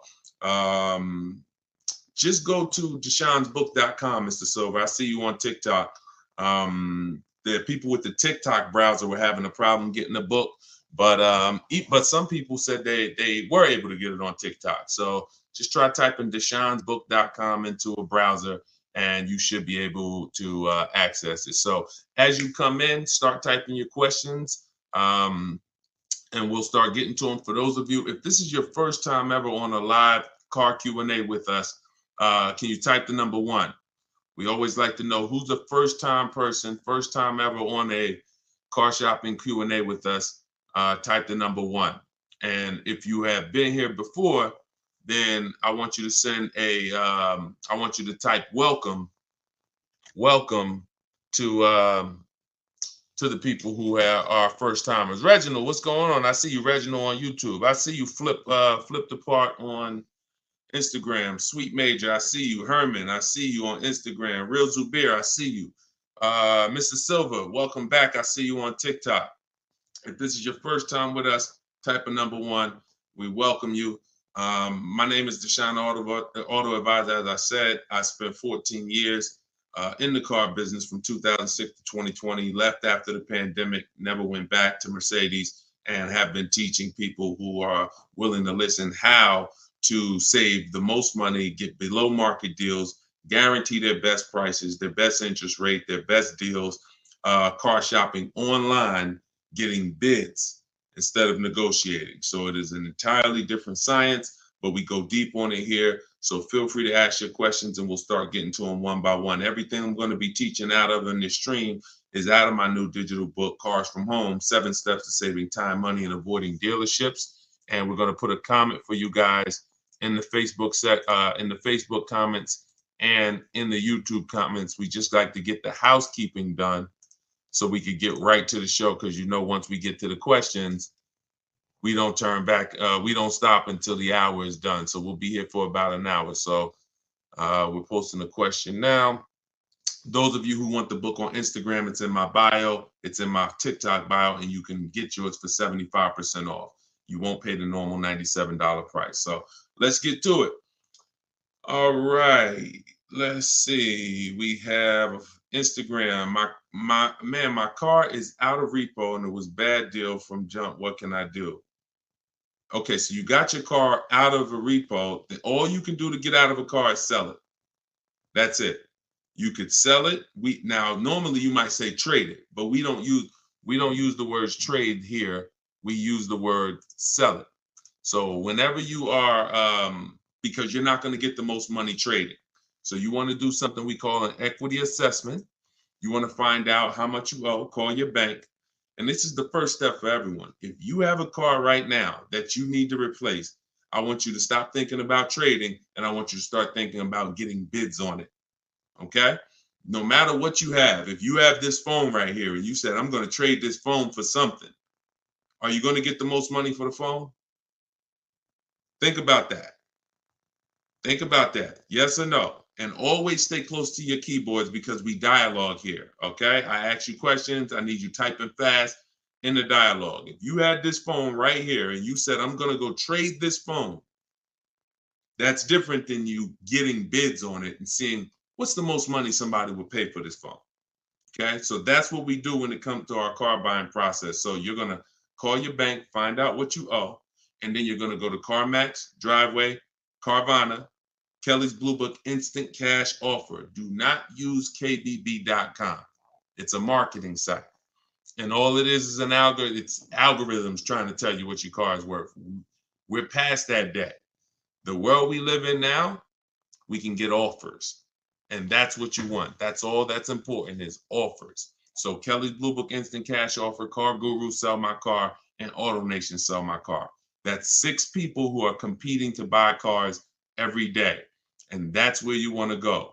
Once you go there, you'll be able to see if you have equity, means you could get out very easy. So if you owe 15, but your highest offer is 20, that's a 1-hour inspection. They'll cut you a check, and you got the equity. That equity is cash money to you. You put it in your bank. You can use it as a down payment. If you have negative equity, that's a different story. You're going to need to account for that. But the first thing you must do if you are replacing a car is an equity assessment. Okay? That's step 2 in my process. After we decide leasing or buying, and I'm sure we'll be talking a lot about leasing versus buying while we're here. So, all right, let's go. Keep the questions coming and type out your entire question.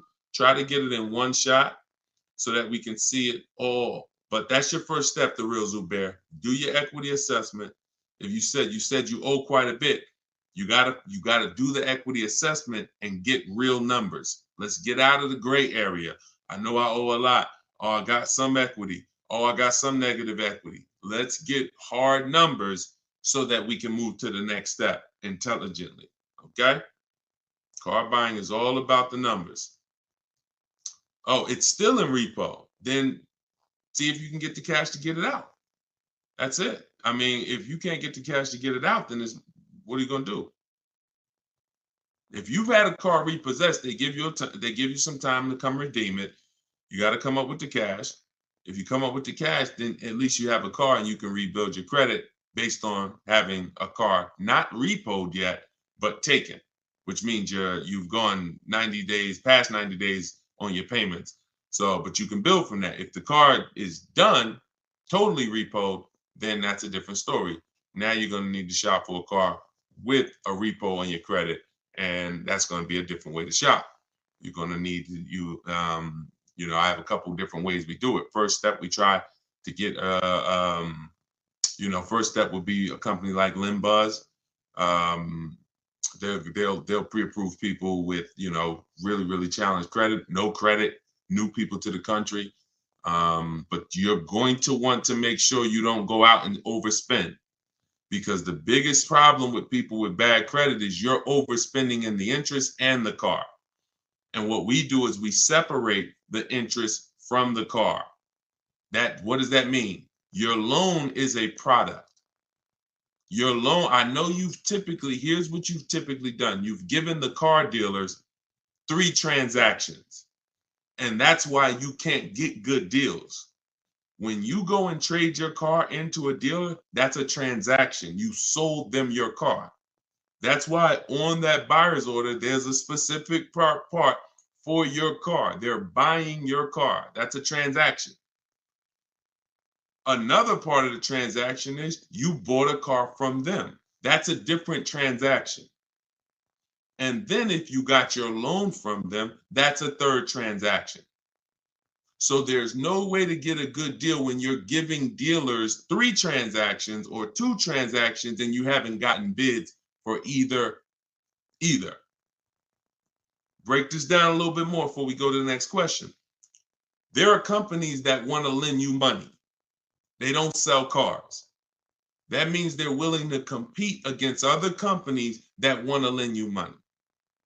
That means if this company is giving you an 8% interest rate, this one might give you a 7% interest rate, this one might give you a 6.2% interest rate. They're willing to compete. You need to bid that out. You need to bid that out. See, the only way we have price guarantees, what's going on, Trini, man? Good to see you. The only way we get price guarantees is by bidding our business out. So there's companies that only want to buy your car from you. Those are the companies I named like 5 minutes ago during our equity assessment. They don't even sell. They're not interested in selling your car. They like to, but they're also interested. Hey, we just want to buy your car. Even if we can't sell you one, we'll buy yours from you. You should be bidding that out. Type $ if you're clear on that. And then when you buy your car, you're bidding that out. So when people with bad credit usually go and don't have a strategy like the one I'm telling you, you're going to go and overpay because you're mixing the loan with the car. You're going to a dealer saying, hey, I like that car, get me approved. So you didn't even get a bid to find out, was that the lowest price car? Because some people think all dealers' prices are the same. They're actually all different. And look, only you know, but I know, I've been doing this long enough to know there are people who've been taught every Nissan dealer is the same price. That's why they'll come home and say, man, Nissan doesn't have good deals right now. No, one Nissan dealer didn't. So you have to, when you're shopping for used cars, you want to be looking at all the inventory to see who has the best price used car. Then you would use a company like LendBuzz, like I mentioned, who approves people with bad credit, no credit, new to the country, because at least you know you got a great price on the car. See, if I'm going to pay 20% interest because I just had a repo, that's between me and my lender. Do we understand?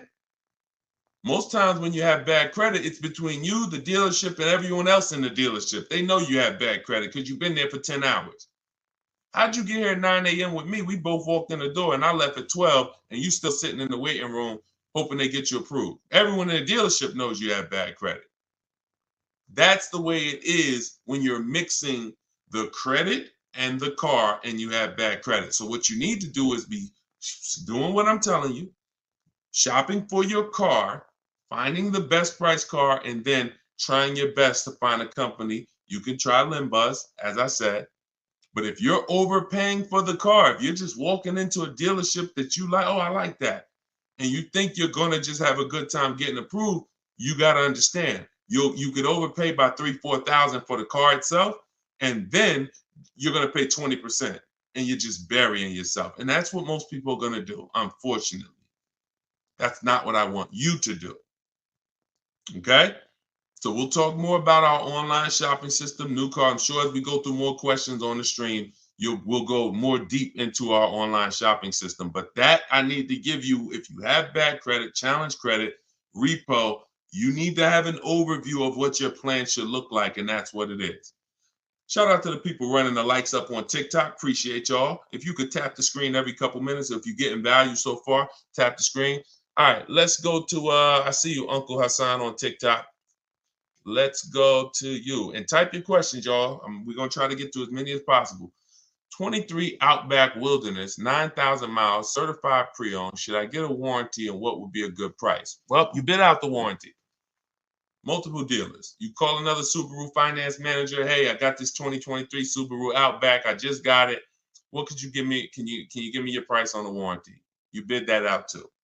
Now, that's the only way to know a good price. See, any question, what would be a good price? Only bids answer that. Now, if you try to answer it your old way, you'll have no price assurance. That means you don't know it's a good price. You're just hoping. And I'm not hoping. Nobody who's learning from me, no one who I show you in these shows, if you're going to do well, you're not going to hope anymore. Hope is not a strategy. I hope I didn't overpay. I hope that was a good price. I hope I got enough for my old car.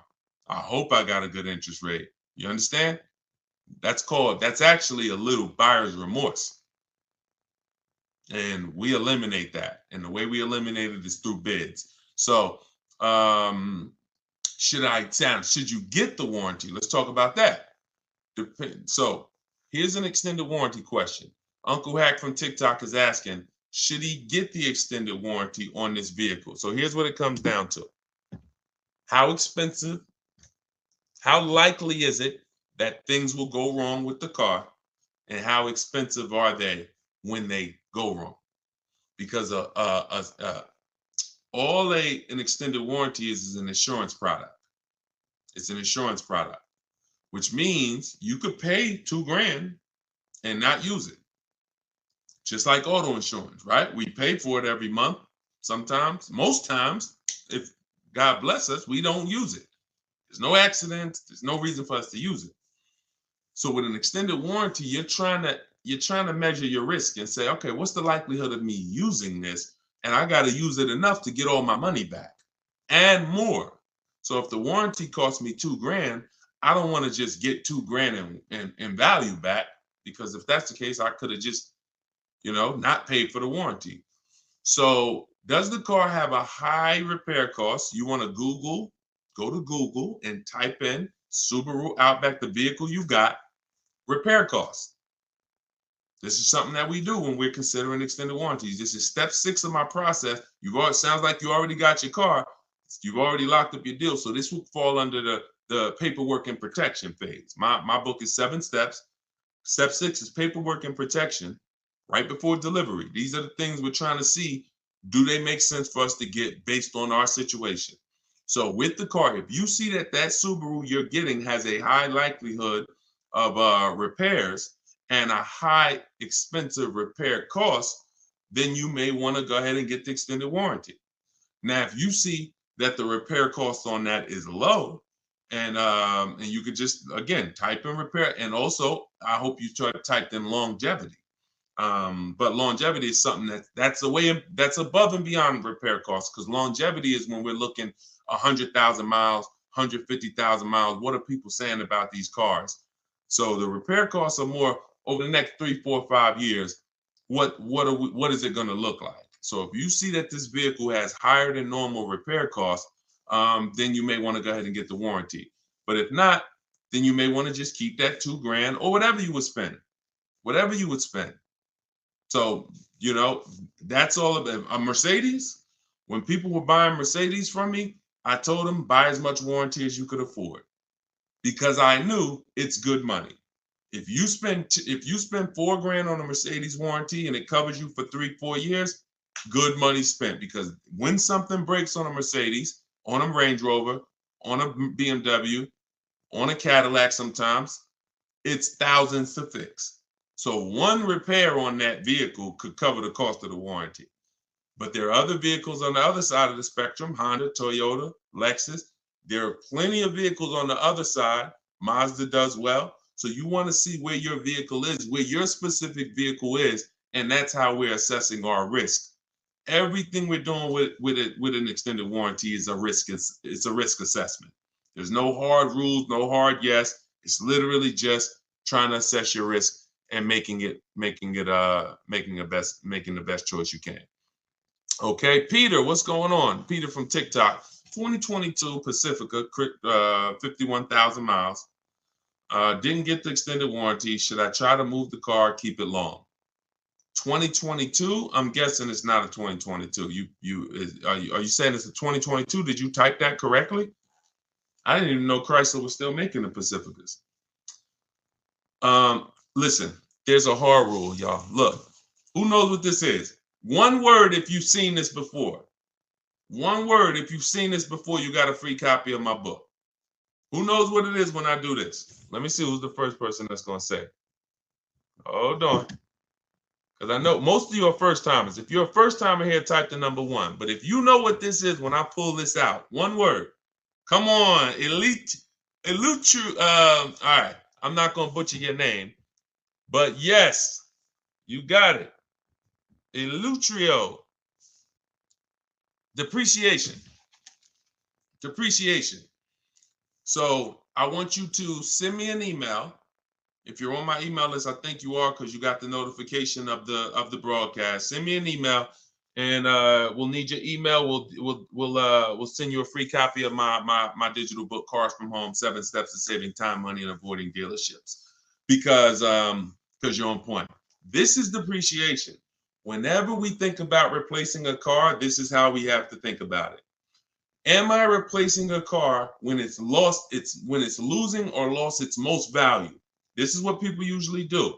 You buy a car for $30,000. You bring it back the next day, it's worth $24,000, $26,000. You're like, wait, how did I lose that much money in one day? That's what it is. The car's been titled. It's no longer worth what you just paid for it. So, and the more you overpay, the more you lose, because it doesn't change. If you overpay because you don't have any strategy and you end up paying 33, that car's still worth 26. That car's still worth 25, whatever it was going to be. But a year later, you buy a car for 30,000. What's it worth a year later? What's it worth? If you buy a car right now for 30,000, what's that car worth 1 year later? Average miles.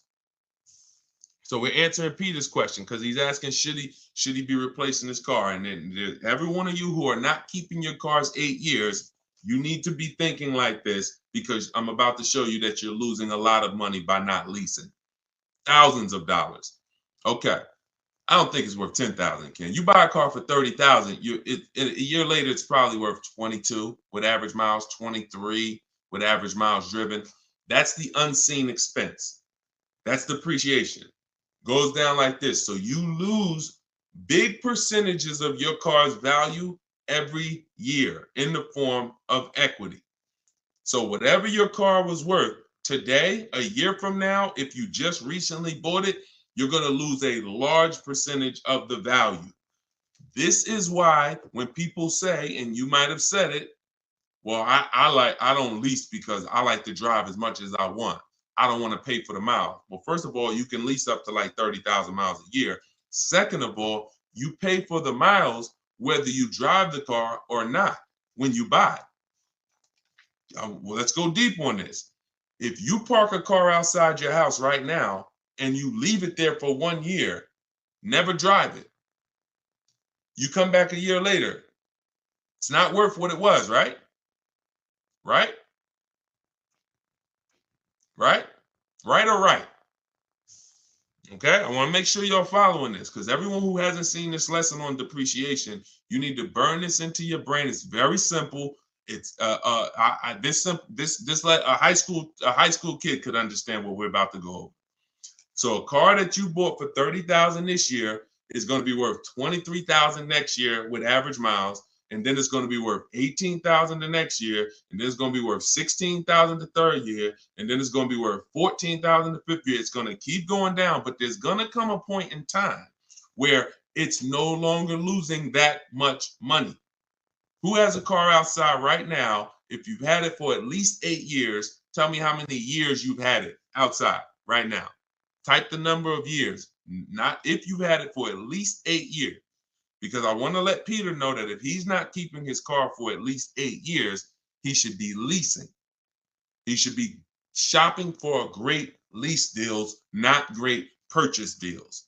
And there's no way for you to get a great deal if you purchase when you should have leased. It's no way. And I'm going to show you that too. Okay, so tell me, let me know. Let me see. How many years have you had the car outside? So Al, I see you've had it for 14 years. Who's had let me know who's had a car outside. Tell me the number of years. Greg, I see you 5 years. Shakita, I said more than 10. Gigi Sweet Treats, I see you on Instagram 9 years. Jose, 20 years. Okay, Jose on TikTok with the 20-year car outside. Helen, 10 years. Sprice on Instagram, 12 years. Okay, this is what you got to understand. All these people that you're hearing answer, if you are like not an 8-year, 10-year, 12-year, 20-year person, they're not like this with their depreciation anymore. They're like this. What does that mean? The same amount their car is worth today, a year from now, it's going to be worth about that. If their car is worth $7,000 today, it's going to be worth probably $6,500 a year from now, $6,600, $6,700. This is the only benefit of purchasing compared to shopping for great lease deals. So if what you're doing, you heard me 3 minutes ago talk about the money you're losing when you buy these cars in the short term, 10,000. You're losing thousands, 5,000 this year, 3,000 this year, 20. So if you replace the car in that cycle, you've just lost tons of money because you're literally replacing the car in the biggest depreciation phase. And I always say cash buyers never do this. The only people that do this, unfortunately, are people with a monthly payment.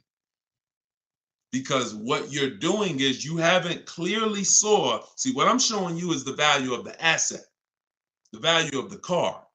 The value of the car isn't your loan. The amount you pay for it isn't your loan. That isn't the value of the asset. The asset is what's losing value every year. That's why some of you, when you high mileage drivers, if you're a high mileage driver, type HM. If you're a high mileage driver, type HM. You'll see that the asset loses your loan. You get a regular loan, but here's what you're doing. Because you're driving so much, you're destroying the asset's value. Instead of you losing $3,000 like the average driver, you put 20,000 miles on your car, you lose $6,000. Then you lose $6,000. Then you lose $3,000. So your car is worthless because you're the asset, but the loan is the same. the loan may be the same as a regular person. So you have to distinguish this. This is what you should be thinking about. And in the 2 year, anytime you get into the mood of replacing a car in 2 years or 3 years or 4 years or 5 years or 6, this is what you should be thinking about. I'm replacing my car. Some people will pay off their car, take a 6-year loan, pay off their car, and then go trade the car in and do it again with another car. Soon as they pay off the car, just go get another 6-year loan, pay it off, replace it, just vicious cycle of money being thrown away. So you saw the first way to avoid that depreciation cycle. I just laid out with long-term ownership. You saw the people, 8 years, 10 years, Jose, 20 years on TikTok. This is all long-term ownership, avoiding depreciation. Here's the other way. Great lease deals. Not average lease deals, not commercials that you see saying, hey, come lease this car, $400 a month with $4,000 down plus tax and fee. No, great lease deals. Great lease deals look like this. Great lease deals are never advertised. This is Danielle. Look, Audi A3, got bids, $44,000 vehicle, $550 a month. No money out of pocket. $44,000 vehicle. Now, some of you know every $5,000 on a loan is about how much per month. I'm talking to the people that's been here, but some of you might have saw it in my social media videos too. Every $5,000 on a loan is how much per month. Thank you. Okay, dang, Eleuterio, you are totally on point. It's $100 on a 5-year loan. On a 5-year loan, so when you look at a car and you see $20,000, automatically in your mind should be that's about $400 a month. You should automatically default. I want you order. Some people say, Deshone, well, what if I want a 6-year loan? Well, let that be the backup. Don't default to a 6-year loan. Default to a 5-year loan. Because you know if you get a 5-year loan, you spend less money than if you get a 6-year loan. So default to a 5-year loan. When you look at a $20,000 car, say to yourself, it's about $400 a month. You look at a $40,000 car, it's about $800 a month. Because I remember every $5,000 is about, we all assuming money down. Well, I mean, no money down. We all assuming no money down. Every $5,000 you borrow on the loan is about $100 a month, depending on the interest rate. So this same car that Danielle is leasing for $550, somebody is paying $800-900 a month for it right now. Got the same deal she got, except they purchased and she leased. This is what you should be shopping for. Let's look at Benita. Now let's do something with a price. Look at Charles, $48,000 Hyundai Palisade. He leased it, got his bids. Because I know some of you looking saying, yo, how do you get these deals? These don't look like the commercials. No, we use a different system, a bidding system. That's how we get these deals. When you have 5 dealers competing to get you offered, this is the deals you're going to start getting too. When you go into one dealer and go back and forth, 80% of dealers are overpriced. So you're not going to see these numbers. You got to sit at home and bid and let these dealers come to you. But look, he's paying $597, $48,000 Hyundai Palisade. That same vehicle, no money down, it's rounded up to $50,000. That's almost $1,000 a month for 5 years. Even if somebody took a 6-year loan on it, there's people right now probably watching this. You got a Palisade, no money down. You're paying $900 a month. So this is, look, he's paying $597. So when we start, I'll share more as we go into more questions. When you look at what I just told y'all, this is the danger zone right here. You want to be over here 8 years or more, or you want to be over here shopping for great lease deals. You don't want to be purchasing, owning cars, replacing cars in this period, 2 years, 3 years, 4 years, 5 years. You are losing the most through depreciation. And somebody who's leasing is just really keeping thousands of dollars more in their household, driving better cars than you, because they're not putting the kind of money into a car you're putting in. They're only paying their little monthly payment, driving brand new cars, and paying a small amount for their usage. The people over here that have kept their car 8, 9, 10 years, they're keeping thousands in their household because they paid off their cars. Now their car is no longer depreciating and they can just do what they want with it, have it in their household, and they've won. You in the middle are the ones that's losing, and you got to get out the middle. That's what I'm trying to tell you. It's the cute face, the mileage you pay for no matter what. Cute face on TikTok said the mileage though. You see, the problem is you've heard people who got a 10,000 mile a year lease knowing they should have got a 15,000 mile a year lease. Let's really get to it. People, I've watched them, I don't know why, go in knowing they drive 15,000 miles per year, but yet they sign a 10-year lease, a 10,000 mile a year lease. It's the most, you want to not enjoy, you want to mess up your lease, then they blame the lease. I'm not saying this is you. If you drive 18,000 miles a year, you get an 18,000 mile a year lease. I had a guy come in, some of you know the story, when I was a manager at Hyundai for a couple weeks. Wasn't for me. I left after 6 weeks, but I got a chance to see something there I'll never forget. Guy came in, he was returning his lease, and I was helping him do the paperwork. I said, I looked at his mileage. He had like 72,000 miles on it. I said, you leased this? He said, yeah, I'm in sales. That's all I do is lease. I said, oh, that's crazy. He said, yeah, I drive like 25,000 miles a year. I pay my lease payment. I bring a car back every 3 years. I just get a new one. I said, wow. Because I know what he was, I knew what he was avoiding, because I've had people come in, that kind of mileage on their cars worthless. They still owe a ton of money, 10 grand, 12 grand, negative equity all the time. So their car's worth 10, but they owe 20 on it because the mileage, it has 120,000 miles. It's ridiculous. I see it all the time. So when I went and I did his paperwork, I saw he was only paying like $150, $175 a month more than a normal Hyundai Sonata. So if a normal Hyundai Sonata was leasing for $350, he was only paying like $525 or whatever it was, whatever the number was. It was less than $200 more for him to drive as much as he wanted to drive.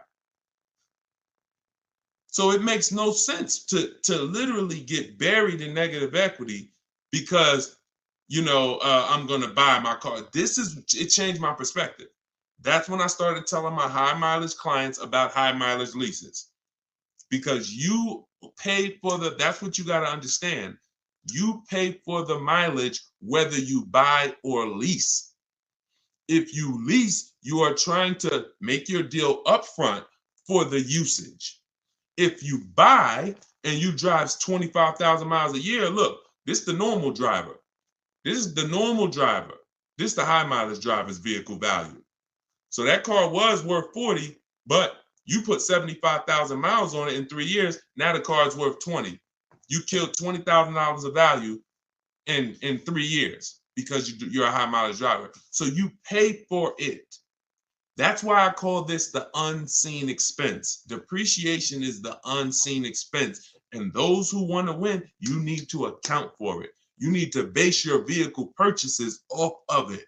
If you are a short-term person, 3, 4, see, we've heard that term, right? Depreciating asset. What does that mean? The last 10, 15 minutes, I've clearly told you this is what that means. It doesn't mean, it just goes down in value.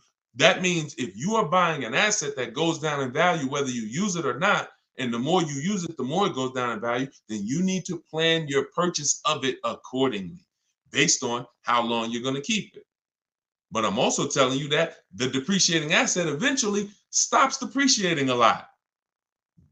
That's the people we talked about 10 minutes ago. 8-year, 10-year, 12-year people. Eventually, the depreciating asset stops depreciating a lot. You want to make sure that is your reward. Come on.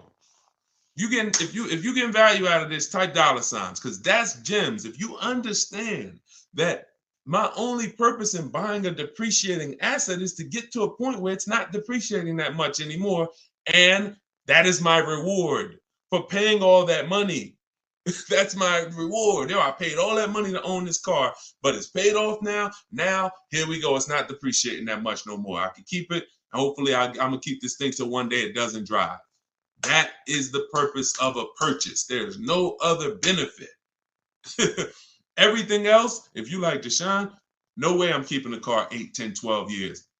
You should be shopping for great lease deals. It's not even a question. Not even a question. All right? We had to go deep on that. So, Peter, let that be your guide. Everything I'm teaching you guys, this is in my book, Cars from Home, 7 Steps to Saving Time, Money, and Avoiding Dealerships. It's a digital book. I have a link in the comments for you guys. I have the banner up here so you guys can scan it. If you're watching us on TV, you can scan it and you can get your book for 75% off. It's normally $97, but part of our launch, our welcome offer, everybody, you can get yours for $24, but you only got 30 minutes. Once you visit that site, DeshonesBook.com, that timer starts ticking, and once it gets down to 0, price goes back up to $97. So get your book, and yes, YHLDQ. All right, you got a lot of letters in your name on TikTok. Bravo. There you go. Plan properly, execute as such. There we go. There we go, Carla. See, you getting it. Depreciation is the unseen expense. Yes. Yes. Yes. I love it. It's clicking. All right, let me go back to Instagram. Let's see if we got any questions on Instagram. Hold on. Type your questions on Instagram. Let me pull another one in from hold on. Let me pull another one in here. Hold on. Claudia. I bought your book. When calculating offers on your calculator, do you put the initial MSRP or the MSRP with the added fees and the cost? Always the MSRP. Always the real MSRP. I don't care if a dealer has added costs. When we're comparing offers, we are only comparing other, because every dealer doesn't have those fees. So you're trying to you're trying to gauge value. So always use the real MSRP. And y'all know that I share this a lot on the show lately, just so you guys know, because it can be confusing. Whenever you see the MSRP on a window sticker, if you're shopping your lease deals the way we teach you to shop them, this is the total MSRP right here. It's the total MSRP right there. If they have a little addendum over here with some added numbers to it, that's not what we're using to calculate when we divide our monthly payments into the MSRP, and that's how we get the 1% lease deals, or the because everything we use to calculate great lease deals is based off of the 1% lease deal rule, which has been around probably longer than all of us. The 1% lease deal rule said if your lease payment was 1% of the MSRP with no money down, 12,000 miles per year, you got a steal. So everything we do from that is gauging, 1% and under is a steal. Between 1% and 1.5% is a deal. And above 1.5%, we don't take those. It's too high. You're paying too much money for a car you're giving back. But we don't go in. We don't go in saying, hey, get me under 1.5%. We get bids, because all these people that you see, Danielle got a 1.2% lease. Bonita, Charles on his Palisade. My God, some of you saw Kimberly's deal. She got under 1% on her new Maserati, 1.09%. Frina got her Jeep. Look, 0.88%, staying $579 a month, $65,000 MSRP on her Jeep. If they would have went in targeting, hey, yeah, get me here, then they would have lost. If they would have said, man, get me to 1.2%, they would have lost. You get bids, you get 5 offers, because 4 are going to be overpriced in most cases. 80% of dealers are overpriced. That's the data we've seen. And then you let the bottom of the market reveal itself to you. Okay, we don't know what we're going to say. We don't know how much money we're going to save off a car. We don't know until we get those bids, and then the bottom reveals itself. So we're never fishing for the bottom. We're getting bids and revealing the bottom. Okay, Rev Michael Dancy, what's up? I'm waiting for the 2025 miles to come in so I can capitalize on the 2024. That's cool if they're still around, for certain. Yeah, but make sure that you compare, because you want to have enough 2024s to get bids. You want to have, a lot of times, if there's a lot of leftovers, then you could do well. if there's not too many leftovers, sometimes the only ones that are left over are the ones with all the equipment. Like whenever we had the leftovers, the ones that were the most popular, they sold quick. But the ones that were left over, they sold, all the ones that had a bunch of equipment packages that weren't really popular, those were the ones that were left over. But it's different now. Inventory is back. A lot of dealers have tons of inventory now. So that could be a good strategy. But I like the idea of being in the market 3 months before you need a car, and then, being positioned so when a dealership needs a car, a sell desperately, you're the one they call. Because most people, Michael, they're going into dealerships and they need a car today, this week, maybe this month, latest. That's most people. So they're not going to be able to be positioned, unfortunately. That's why I don't want you emergency shopping anymore. I'm talking to everyone. When you're using a bidding system, you're reaching out, you're contacting multiple dealers. I have a system in my book, I call it the 25 to 5. This is for new cars and leases, 25 to 5. So we're creating contact with 25 dealers on their website, telling them what we want. We do this in 20 minutes, literally 20 minutes, because I also have, things you copy and paste in there to make it quicker. But once you do this, now what you're doing is you're seeing who has a car, and then you're sending a template to request a quote, and then we say out of 25 dealers, we're going to get 5 quotes, at least 5 to 7. If we don't like those quotes, we've already told them in our initial email when our deadline is. This is important. This isn't information we hold back. We say, hey, I could buy a car today. Whenever we reach out, we always say, this is built into my template. This is something you want to say. When you reach out today, I could buy a car today. That lets them know you're a serious buyer. But I don't need a car until this day. We call that our no later than date. Why that's important? Because a dealer's mind is about today. So when we say I can buy a car, I can make a deal today, it gets them excited. Oh, I got a serious buyer on my hands. But when we say, hey, but I don't need a car until end of the summer. I don't need a car until winter. I don't need a car until such and such. Now that's a takeaway. That's a psychological takeaway. So it makes them want the business more, but they know, okay, I got all these people in my showroom now. Let me handle them. But this guy, Charles, this guy, Michael, this woman, Medina, I know she's a real buyer. So I'm going to search and see what I got coming. Maybe I got a car coming in 6 weeks. Hey, Medina, I got this car coming in 6 weeks. It'll be here by the end of next month. Are you open to that if I were? Absolutely. So you have more inventory to shop from than a person today. So if you have a car and you need a car this week, understandable. I have the best bidding system in the world. My book will walk you through it step by step to get below market deals quickly. I don't really trust you to go out and get a great below market deal using no strategy if you have to get a car in a matter of days. But if you have time is a luxury. Time is an asset. Time is something you should be shopping 3 months before you need a car, because deals change every month. Every month programs change. Used cars, pricing trends change. You can see the prices go down. You can see them go up. There's advantages to having time. You could also, when we shop for used cars, our best deals aren't when we go to the marketplaces, Auto Trader, Car Gurus, all of these marketplaces we shop on. They're not there. We look at the market and we create accounts. Why? Because once we put in what we're searching for, we get alerts of new inventory. Watch this. If I can't teach you, you can't get a below market deal. Dad, y'all running the lights up on TikTok. Shout out to the people tapping the screen. See y'all, appreciate y'all. You can't get the first step to getting a below market deal is you got to know what the market is. Because most people are paying market value or above.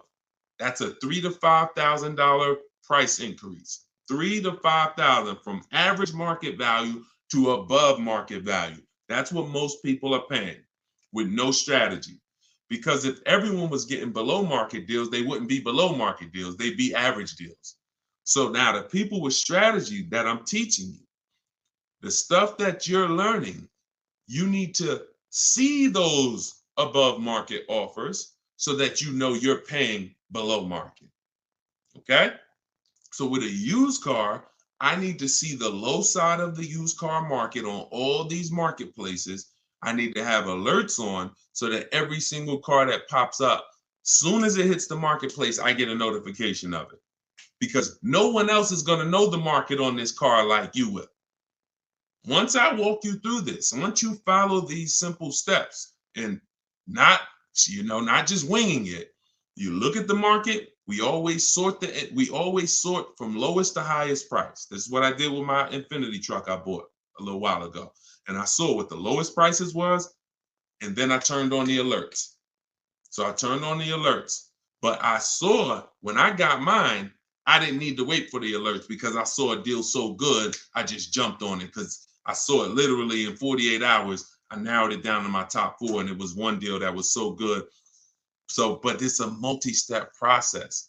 But so here's what, so the point is, new cars and leases, we see below market. The only way to get below market prices is to have 4 or 5 or 6 higher offers. That means you got the below market because I had 4 or 5 or 6 higher offers than the one I accepted. On a used car, I need to see other used cars that are priced $2,000, $3,000, $4,000, $5,000, $6,000 more than the one I ended up getting, because that's the way it is all the time. And as long as you hold to these rules, you'll understand this is my target. Okay? You only do this once. Once you learn this process, y'all, it's rinse and repeat too. It's harder the first time because this is not my first time. I didn't even know I needed a strategy to shop for a car. But now you see, if I want to save thousands of dollars, get below market deals, I need a strategy. But once you do it, this thing, that's why I can do it in my sleep, because I've done this 10, 15 times for myself. I've done it for other people, and I've taught a lot of people to do it. Trust me when I tell you, this is not rocket science right here. Tiffany got my book, and she wrote me, she just saved $6,300, $6,500 off her 2024 Mazda she just got. So, but it's a mindset. Bigger than the techniques. Let's get back to the questions. But bigger than the questions is your mindset set up and focused on below market deals and bids? That's, if I had to narrow it down to 2 things, below market deals and bids. And I throw one more in there. Well, which is really bids. Don't talk numbers in the dealership. Everything happens at home. All right. Let's go. Let's go back to the questions. All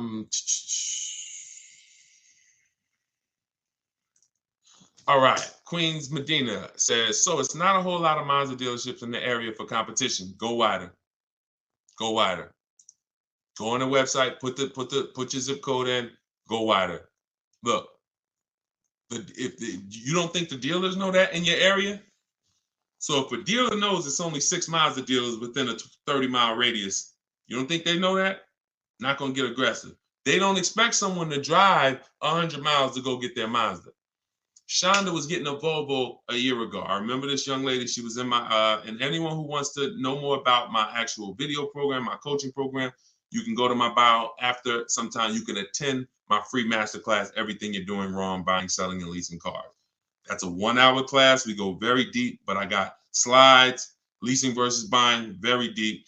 And, but she's in my program. So, but the steps are the same. See, my program, 7 steps. My book, 7 steps, same thing. Just get in where you fit in. So she said she's in Northern California. She said, Deshone, I'm shopping for this Volvo. No dealer in Northern California came close to this dealer in Southern California. They're saving me like $3,000 above my best deal I got so far. So she had some discounts already. I think her biggest discount was like $3,000. And this dealer was willing to do like $6,000 with all the rebates below MSRP. I said, so what are you going to do? She said, I just got a plane ticket. It was $70-something. I said, that's what I would do. I would be on a plane, going to pick up my new car, knowing that this $75 just saved me $3,000 on a plane ticket. We got to be willing to go wide, and that's the science of shopping from home. We don't care. Sean saved $20,000 on his F-150 truck. Some of you saw him. So if you're new to the show, you've never seen him. But F-150 Lightning XLT, $73,000 truck. he saved, 15.5 plus 49, a little over 20 grand, $20,500. But one thing he said, which is important, I said, is this the best offer? Because listen, I didn't know. Could have been more. We could have got more. I said, I haven't seen the other offers yet, but I'm assuming you got at least 5. You're saving over 20 grand on this with the discount and rebate. But the only way to know that this is the best deal is to compare to the other offers. Is this the lowest? If so, slam dunk. He said, guess I could have put a little more info. Yes, I got about 15 quotes. Couldn't find anything under MSRP. Follow me. He said, I expanded my search to 150 miles outside my area to find this deal. I'm going to another state to pick this up, which is something I never would have thought of before. You think he cares about shopping across state lines anymore? You think you get what I'm saying? So it's a program way to shop that makes the dealers money. And in order for you to save all the money, you now have to step out of that program and let everybody else run that old way. Let everybody else go in and go back and forth with one dealer and think they won. Let everybody else do that. You are going to break away from that, and you're going to sit at your house and you're going to use a computer or phone, and you're going to have these dealers bidding, and you're going to see the most money you've ever saved in your life, and you're going to have price assurance, guarantees. I always say, if I ask you when you get your car, hey, bet me $500 I can't get a better price than you just got right now. Most of you would say no. But Sean would say, man, bet me. Let's go. If you find a truck more than what I just got, anyone who's using a bid, when you get your bids and that's the deal you accept, Tiffany, when she just got her Mazda, she got bids. If I was to bet her, she'd say, yeah, I'll take that bet. Because I know I saw a lot of offers. I know I did 25 dealers. I know you ain't going to find something better than what I got. And that's what I like. That's what I want for you. Okay? So forget about your area, Queen Medina. Just bought your book. Awesome. True Southern Girl on YouTube. Enjoy it. Use it. And everybody do like what Tiffany did. When you get your deals, write me, email me, so that we can bring them onto the show. Okay? I don't know why my live just ended on TikTok. Hold on. Why did my live just end out of nowhere on TikTok? Hold on. Let's get TikTok back. Technology sometimes. All right. That's coming back. So, all right, let's go to Instagram for a question. Let's see. Are y'all typing questions on Instagram? I see a lot of people, but I don't see a lot of questions. No. All right, let's go back to YouTube. Instagram. Type your questions. I don't see your questions here. So, I'm looking at Elite Travels. I'm looking at. Why is it saying my internet connection? Okay. All right, we're going to let TikTok do what it's doing right now. I'm looking at a Lexus IS 350, fully loaded, monthly payment $710, 0 down, car worth $51,000. You don't know, if you can't tell me that dealer you are buying from beat at least 5 other dealers. Hold on.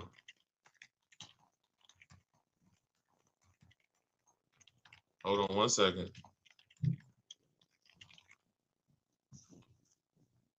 Okay, let's get back here. Okay, so you have a price on this car. Now, the only way I'm going to tell you, just like I said to Sean, I don't care what. Now, you're going into monthly payments. You're not talking about the price of the car. The price of the car is what you should be separating from the monthly payments.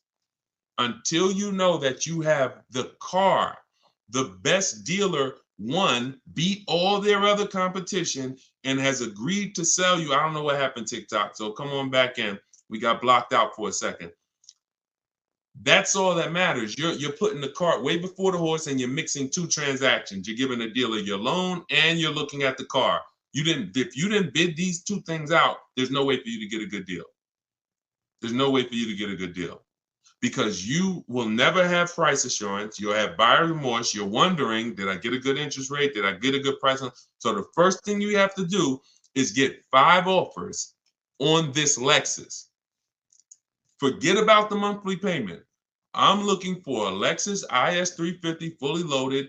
If you're going to use my way, we're going on the dealer's websites, 25 to 5 in my book, $24 in the comments section. If you're going to do it your way, you're at least going to call, speak to 5 Lexus dealers. You can ask for the sales managers. You're going to get 5 offers, and you're going to compare and find the dealer who's going to sell you the Lexus at the lowest price. And then here comes your loan. Then you come home and you would do what we call the bank bidding war. So we have a process we do where we let an almost unlimited number of people run our credit so that we can bid out our loan. I said earlier in the show, there's people who they don't sell cars, they just want to lend you money. They just want to lend you money. There's a lot of money in loans. $50,000 car, 1 point on the interest rate is probably $1,500. 1 point. Might be even more than that, quite honestly. 1 point. So that means if you end up with a 7.29 interest rate, but you could have got a 6.29 interest rate, that's probably $1,500 at least. God forbid, 2 points. 2 points. So we take the shopping of our loan just as serious as we take the shopping of our car, but we separate them. And so when you come home, after you seal your deal with the best dealer, you reserve the car, say, hey, great, we already got my business. You got the business. I'm now going to get my loan. I'll call you tomorrow. Then we come and we start the bank bidding war. Well, we started before this, but this is round 2 of it. We come home and we call our bank, we call our credit union, we go online, let all the online lenders access our credit. Who's going to give me the best loan for this Lexus that I'm about to pick up tomorrow or the next day? Now, out of all of those people competing, we take the best loan and then we call the dealer and say, hey, this is the best loan I got. If you guys can beat it, I'll give the business to you. That's the bank bidding war, because the dealer has another 5, 7, 10, 15 bank that he gives a lot of business to every month that he wants to see if he can beat that and earn your business on the loan. You want people fighting for your business. Everything is a fight. Everything is a fight. So that's what you want. All right. There you go. It's the biggest thing. I used to call these the 3 pillars of great car deals. Who you buy your car from, who you buy your car from, who you get your loan from, who you sell your old car to. You have to bid out each one. And that's how you guarantee you got the best deal.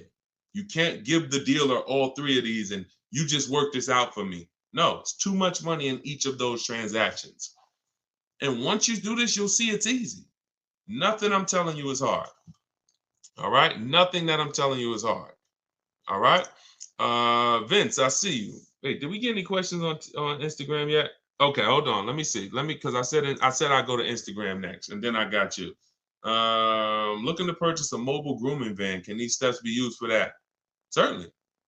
Certainly. Only thing I would tell you with a business is make sure that your loan, well, you're not a high mileage driver, so absolutely. Anything where you're purchasing a vehicle, new, used, leased, I'm the best resource in the world. I would put my strategies up against it. And not only that, I put anyone who learned from me. I put Benita up against anybody. I put Charles up against anybody. I put Kimberly against anybody. I put Eddie against anybody. I put Danielle against anybody. I put Frina against anybody. I put Pierre against anybody. I'll put any. So I don't, yeah, of course. You're like, yeah, Deshone, of course you could find a better deal than me. I put anyone who's using my stuff. Tiffany just got my book and just used it and got her Mazda. I put her up against anybody. Because once you learn to get bids, it's a science. Once you learn, you're going to get better deals than anyone who's not getting bids. Always. Because you're going to talk to the same dealers they're talking to, and you're going to talk to a lot more other dealers than them faster than them. So the name of the game is bid. So for all of you who just jumped on, everything I'm teaching is out of my new book, Cars from Home. 7 Steps to Saving Time, Money, and Avoiding Dealers. You can get your copy for 75% off. It's normally $97, but you can get it for $24 for 30 minutes. When you go and visit my website, deshonsbook.com, and once that timer hits 0, though, it goes back up to $97. So you can get it in the comment section on YouTube or Facebook, or in my Instagram or TikTok bios. I have a website there. You click the website and then click the button for the book. All right. $97 is still a great price. I just couldn't price my book the same as everyone else's. I mean, I can't price my book the same as daggone novels. Shout out to the people who write novels, but I knew this is going to be a financially life-changing book for the people who use it. I just said, okay, but we do a special. So it's normally $97, but we do a special. What websites do you use to get bids? Great question, Drive Greens, Ride Harley, Instagram. New cars, we're going straight to the dealer's website. We're connecting with 25 dealers in 25 minutes, copy and paste, sending all of what we want. Then we're getting the bids from the dealer's websites. With all our communications is done through email, and we always set up a separate email. We never mix personal email, business email with cars, because we're talking to too many dealers at once, keeping our conversations organized. We cannot do it mixing personal and emails. We also get a Google Voice so that we don't have to take phone calls, because there's no talking in our system to car salesmen. There's no talking. So there's no reason for us to be on the phone with a car salesman talking numbers. We don't do it. So those of you who like Deshone, I like that. I don't like to talk. I don't want to talk to car salesmen. You're going to love this. All right. So if you're watching us on TV, you can scan that QR code to get your book as well. On a used car, though, we are on the marketplaces. See, my used car strategy is called the multiple marketplace strategy. It's different than our new car strategy. The multiple marketplace strategy is for is when you're going everywhere used cars are. You're going to cars.com, Carfax, Auto Trader, Car Gurus, Driveway, Carvana, CarMax, eBay Motors. And then we're narrowing down from there. I spoke a little bit about that earlier in the stream. So it's 2 totally different systems, 2 totally different shopping strategies. All right. And let's pull that in. Hi, is Limbuzz to credit acceptance? No, Limbuzz is not credit acceptance. I don't believe they are. I think Limbuzz is a startup. They recently started that company a couple of years ago. Vince, I have a 2013 Volkswagen Jetta. Oh, it's 6,000 negative equity, low credit score. Can I sell it and get a new truck? First thing you want to do is the equity assessment, because I don't know where you're coming up with that 6,000 negative equity number. There's only 3 ways to get out of negative. There's only 3 things you can do for all of you who have negative equity. 3 things. And most of you should be transitioning to a lease, because the cause of your negative equity is not leasing, but trading in cars. Look, when you trade in your cars or replace your cars in this cycle while you still have a loan, that's the formula for negative equity, because you lost so much value, but your loan didn't get, your loan's still moving like this, creeping, but your car's value drops like a rock. So 3 things you can do with negative equity. You can either get the bids, call your bank, get your payoff. Then you're going to get the bids from the highest bidders. Kelly's Blue Book, Instant Cash Offer, CarMax, Driveway, Carvana, Auto Nation, Sell My Car, and Car Guru, Sell My Car. 6 bids, 3 from local dealers and 3 from online car buyers. That's done in like 20 minutes. That's our equity assessment process.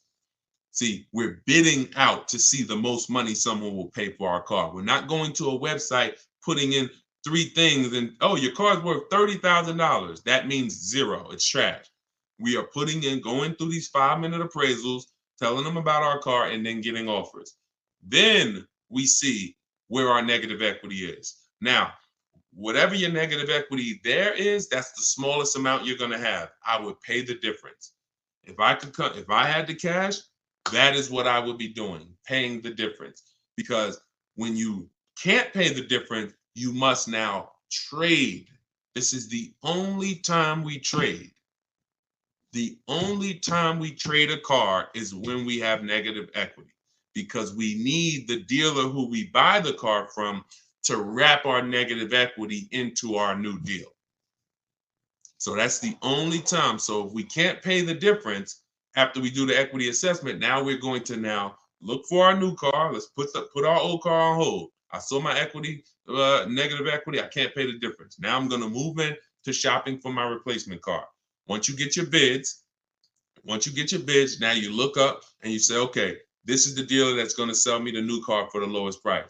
Now, once you find that, now you're bringing your car over and you're asking them, hey, what could you guys pay me for this?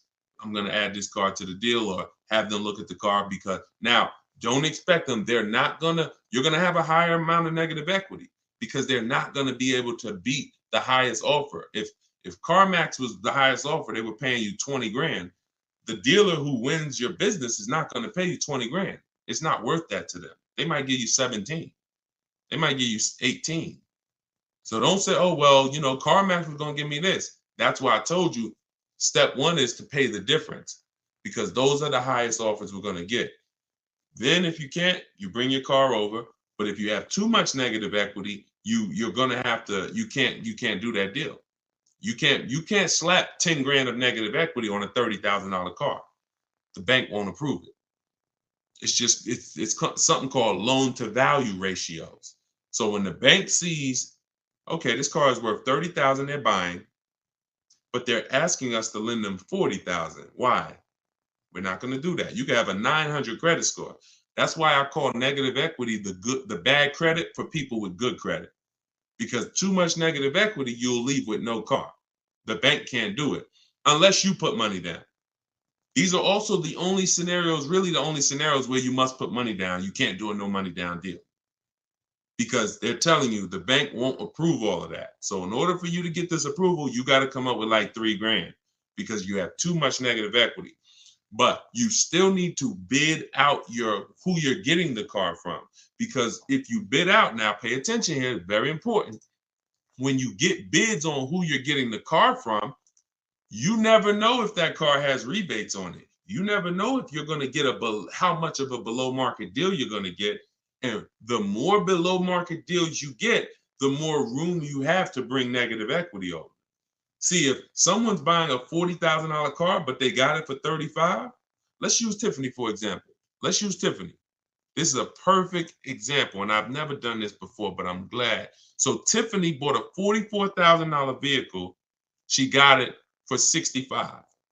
She got 6,500 off. So now the bank will lend, usually with good credit, 20% above that MSRP. So if her car was 44,000, the bank will lend an additional 9 grand above that number, above the 44. So she got such a good deal. She got the vehicle for 38,000. Let's just say, for an example, she had 8 grand of negative equity she wanted to bring over, and she wanted to do no money down. She'd still be under the loan to value ratios because she got such a deep discount. See, the loan to value ratios doesn't change. If she got a $10,000 discount, that gives her more room if she had a bunch of negative equity. So if you don't know how to shop and get bids for the new car to save all the money, you're really eliminating any, possibility you have to bring over a good amount of negative equity, because you are just not getting enough off the car to make it make sense.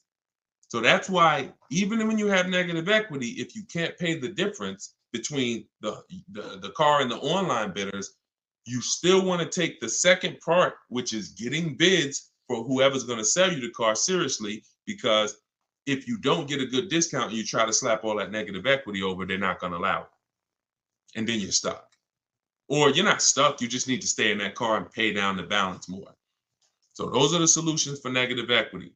And then the biggest thing is stay out of it. Stop buying cars that you're not keeping 8 years. Start getting great lease deals like we teach, and you won't have this problem. Everything we talk about, y'all, is in my new book, Cars from Home, 7 Steps to Saving Time, Money, and Avoiding Dealerships. It's everything I teach in a step-by-step way.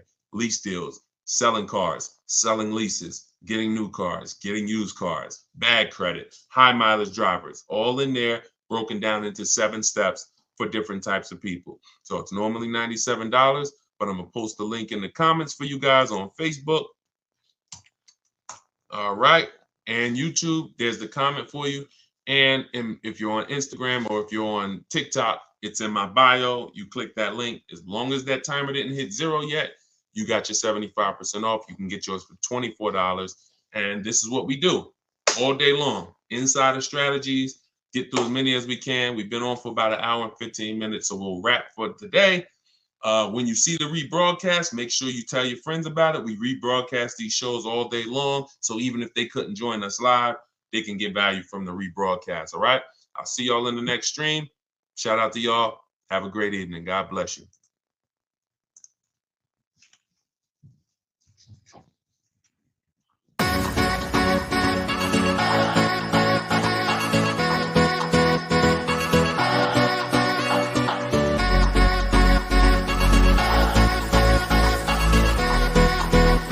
The worst possible thing you could say when you walk into a car dealership. I spent 5 years with Mercedes-Benz, 5 with General Motors, and the worst thing a person could say when they walk in is, if you could just get me to this payment, we got a deal.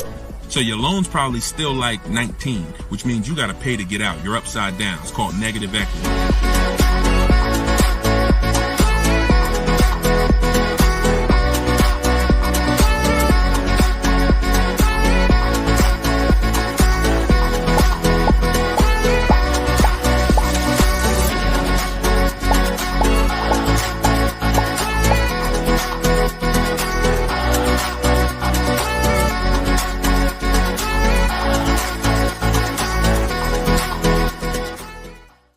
Welcome everybody to Car Shopping Questions and Answers special live show. We are live. This isn't a rebroadcast. If you don't see the banner, we're doing a special early morning live right now. So you know you may or may not know we rebroadcast these shows throughout the day. I'm your host Deshone, publicly known as Deshone the Auto Advisor. Spent 14 years in the car business. Now what I do is help everyone willing to listen, learn the science of car shopping from home, and how to stop negotiating and start making dealers and banks bid for your business. And that is how we save more money in less time than you will save spending hours and days at dealerships like you are most likely used to. So you guys can start typing your questions in. I do have my man Dolan moderating in the background. He'll bring the questions into the show. I always like to do a little housekeeping. I'm the author of the new digital book, Cars from Home, 7 Steps to Saving Time, Money, and Avoiding Dealerships. We are currently rated at 4.94 stars. Actually, right now, I got to do another screenshot. We got 35 ratings and 28 reviews. So thank you to everyone who's reviewed the book on Goodreads. And you can get your copy for 75% off during the show in my TikTok bio or my Instagram bio for 30 minutes. Okay, it's normally $97. We also have a comment in the Facebook and YouTube section, in the comment section. And we're going to put a banner up. Dolan, can you throw that banner up for those who may be watching us on TV so they can scan it? You can just scan that QR code with your mobile phone. I've also done a free masterclass called Everything You're Doing Wrong, Buying, Selling, and Leasing Cars. It's a 1-hour masterclass where I go deep on 23 mistakes that most of you are making because the car business has programmed you to make them. And how you can stop doing that. You can also attend that masterclass for free in my bio, but you will need a good hour to lock in. So with that being said, let's get it done. Let's get these questions coming in. Hey, what's up? What's up, Tuesday, child? Shout out to the people sharing on TikTok. Y'all already running the likes up on TikTok. Shout out to y'all. Shout out to everybody tapping the screen. And let me get Instagram up. I like to see Instagram up too. There we go. All right. I see you, Jake Neer. I just tore your name up. Forgive me. We're going to bring that question in. Dolan, we just got somebody on Instagram. So whenever you get yep. All right. I see we're good. Hold on. Let me turn that down. Butterfly Wings on Instagram. How do you negotiate a lease online? Great question.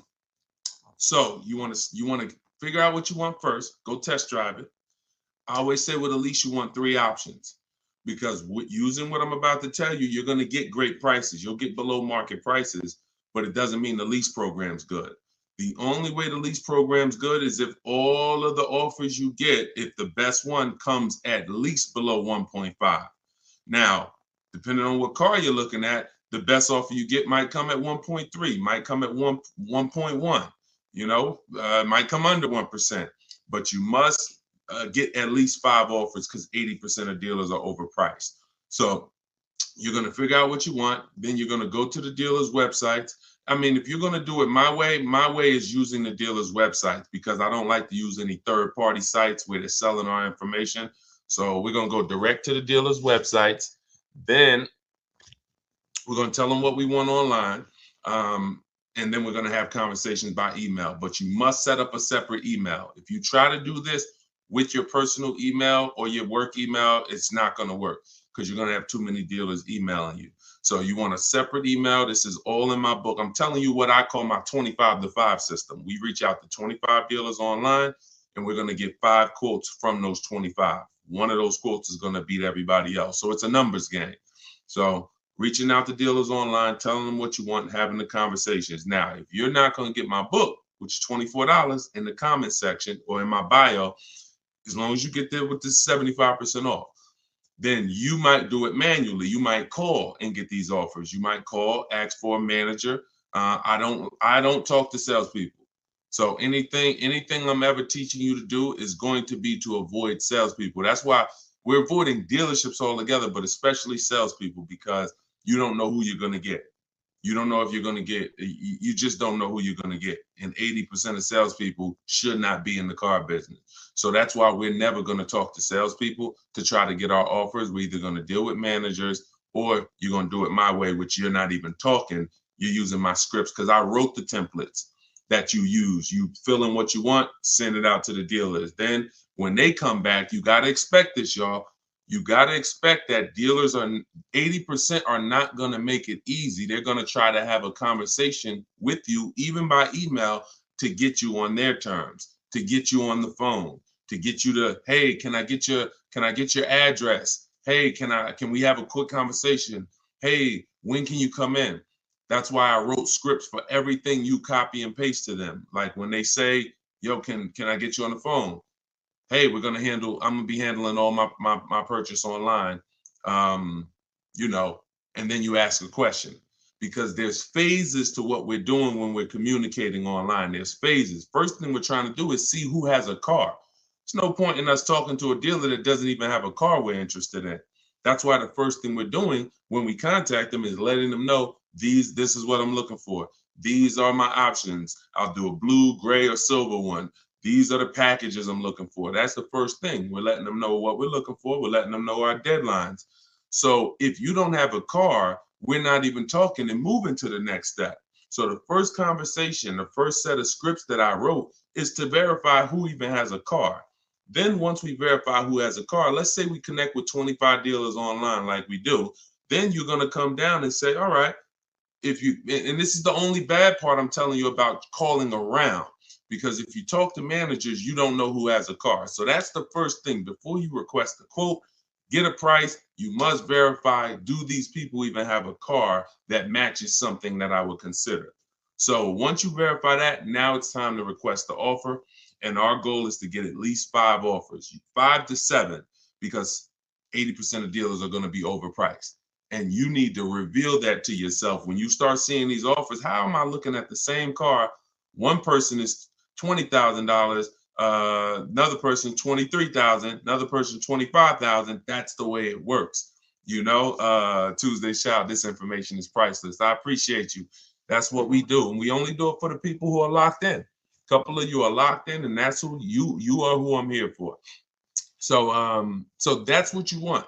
You could either do it manually or you could do it my way using emails. It's up to you. But I didn't want you talking, because I know the more you talk, the more you're going to mess up the deal. No offense, I wouldn't talk. I'm a great negotiator. I wouldn't talk. The more I talk, the more I'm messing up the deal. The more I give up, we don't want to be in a verbal battle. Because again, we're not negotiating traditionally anymore. We're not doing what's called one-to-one negotiations where you're sitting down with one person looking to get a deal. We're doing what's called one-to-many negotiations, which is how you save the most money, because when other people know you are shopping multiple offers, they're kind of negotiating against each other versus negotiating with just you. So, all right, that's how you got to do it if you want to do it quick and save all the money. Okay, go ahead, Dolan, shoot the next one in. We are live. I know y'all are not used to seeing us live this time. Whenever you don't see the banner above me that tells you the times we're live, that means we're live. So we're just doing a special early morning here on the East Coast live. But you know, we do broadcast these shows throughout the day, so you can be seeing this at any time. And we found that a lot of people get value out of the live show or the rebroadcast, because the people who are live with us are actually asking the same questions that people would be asking, you know, whether they're watching the rebroadcast. Okay, okay, this is from Instagram. My lease is ending in October. I received a text from my dealer that they have great deals available. Absolutely. Should I even explore those offers at this point or wait until my lease ends? That's a great question. Would you ever get a text that said, we have bad deals right now? No, right? The only text you're going to look, who's getting calls right now from dealers, just so we can let this young man or I can't tell by your name, just so we can let this person know that it's not just them. Who's getting texts, emails, phone calls right now? We have great deals right now from the dealer who sold them their car. Type me if you are getting those calls or texts. All right. Look. Look, on all the platforms, we got people typing me. So you understand, it's not just you. These are automated things. Even when they call you and say, hey, look, look, everybody. Even when they call you and say, hey, your 2019 Subaru Impreza, that red one you got. Matter of fact, you could have the most one-off color. You know that lime green Subaru Impreza you got? I got somebody looking for that exact car.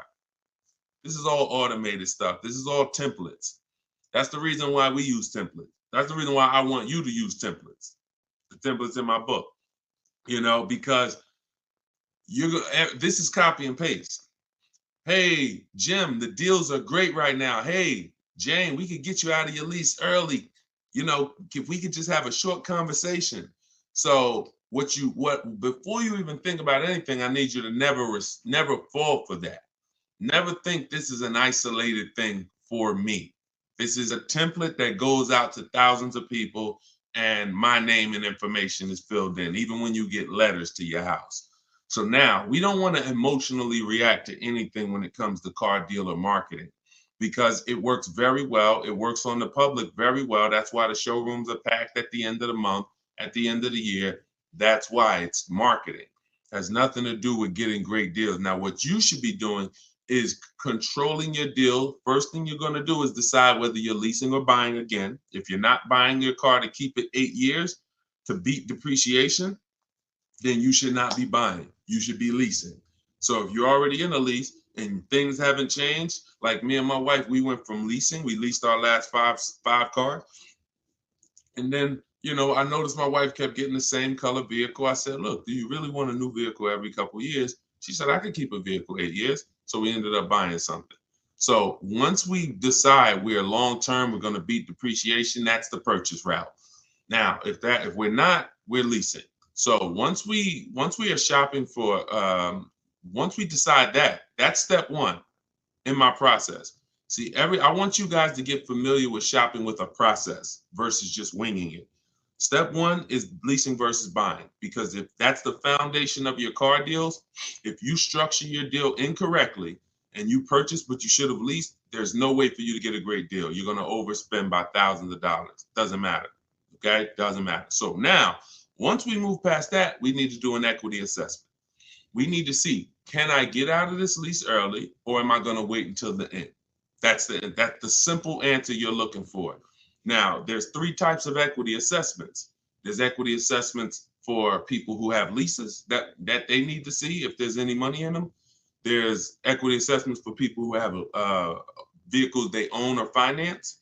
And then there's equity assessments for people who have third-party restrictions on their leases.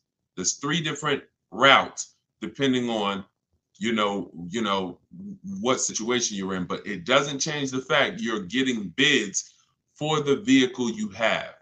That is the name of the game, getting bids for the vehicle you have. So you're going to call your bank. In your case, I'm going to tell you how to do the lease equity assessment because you don't own this vehicle. So somebody else on here, if you want to ask a question about, okay, Deshone, well, I need to replace my car, but I own it or I'm financing it, then you can ask that question. But in your case, what you're going to do is call your leasing company, get your payoff, and then you're going to ask them, do I have a third-party restriction? Now, if they say, no, you don't have a third-party restriction, great. You're going to simply go to get the 6 bids from these 6 companies, CarMax, Driveway, Carvana, Kelly's Blue Book Instant Cash Offer. The Kelly's Blue Book Instant Cash Offer tool where they connect you with a local dealer who makes you a cash offer. And AutoNation, Sell My Car, and Car Guru, Sell My Car. The last 3 connect you with a local dealer to get a bid. The first 3 are online car buyers. These are the most savvy car buyers. They cut checks instantly. This isn't like listing your car privately. This is like, hey, I come in, I see you do an inspection, I leave with a check. So these are the bidders right here. So this takes 20 minutes. When you go on these websites, you're going to see a question that says, is your vehicle owned, leased, or financed? You want to put owned. You want to put owned. So if you don't have a third-party restriction, you simply reserve the right to sell to the highest bidder, but you're going to need to now put that offer on hold, and then you begin shopping for your replacement car. But only if you have equity. If you don't have equity, then you're going to wait. If you see that your payoff is 18 and your highest offer is 17, you don't have equity. You're just going to wait until you got about 1 month left on your lease, and then you'll start shopping. Once you pay your last payment, you can start shopping because you can always extend the lease for free. I like to have at least 3 months to shop. I like to have at least 3 months to shop. I want to see the offers for 3 months. I want to see if the offers are phenomenal first month, I'll take it. If my lease is up and the offers weren't good the first month, then I'll extend the lease for free for a month. So I'm going to give myself 2 to 3 months. So as soon as you make your last payment, that's when I will begin shopping if you don't have equity in the lease.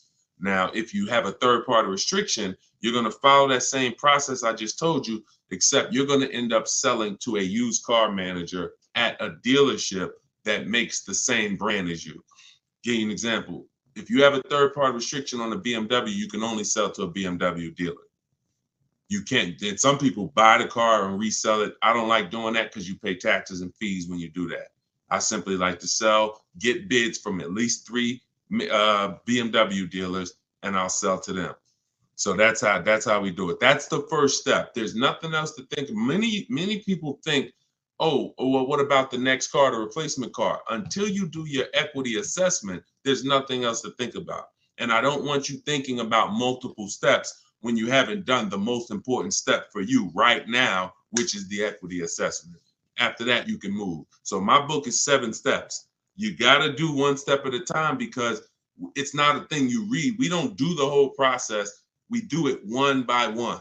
If you called me and said, Deshone, I'm getting a call. What's my first step? I'm going to tell you this. And then you call me back when that's done. Okay, I did that. Now, what's this now? Here we go. Do this now. Go to these websites. All right, perfect. I'll call you back when I'm done. All right, perfect. And before you know it, we're at step 7 and you're picking up your car. But it's an action program. Okay, and there's little steps along the way to make sure that we protect ourselves and save the most money and get below market deals. Okay, so handle that. Go ahead, Dolan. All right, we are live, y'all, so you can keep typing your questions. I see you. Thank you, JC Math. Thank you for all your knowledge. Appreciate you. That's what we're here for. Use it. Use it. Don't be a listener. Be a doer. All right.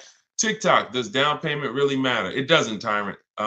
We always shop with all our deals with no down payment. We always shop with all our leases with no down payment. And when we're buying our cars, we're shopping for the car separate from the loan. So you have to understand something. The reason why you get down payments mixed up is because you mix the buying of the car with the getting of the loan. You're in the business of getting the loan from the dealer, and there's nothing wrong with that if it's done correctly. We do not shop and say, okay, how much is this car a month? And can I get it with no money down? No, that means you're mixing two things. I want to buy a car from you, but I'm also going to give you my loan as well. I want you to just mix it up. No, because there's money in both of those transactions. So when we are shopping for a car to purchase, we're shopping for the dealer who's going to give us the best price on the car. That's priority one. The loan is completely separate. The person who's going to give you the loan is you're going to use, if you're following what we teach, you're going to use our bank bidding war process, where multiple banks and credit unions bid for our business without hurting our credit. You got to know how to do this strategically. Okay, it's called the bank bidding war, where we have everything we do as a bid. That's how we eliminate buyer's remorse. That's how we guarantee we get below market prices. That's how we guarantee we get below market loans. Everything is a bid.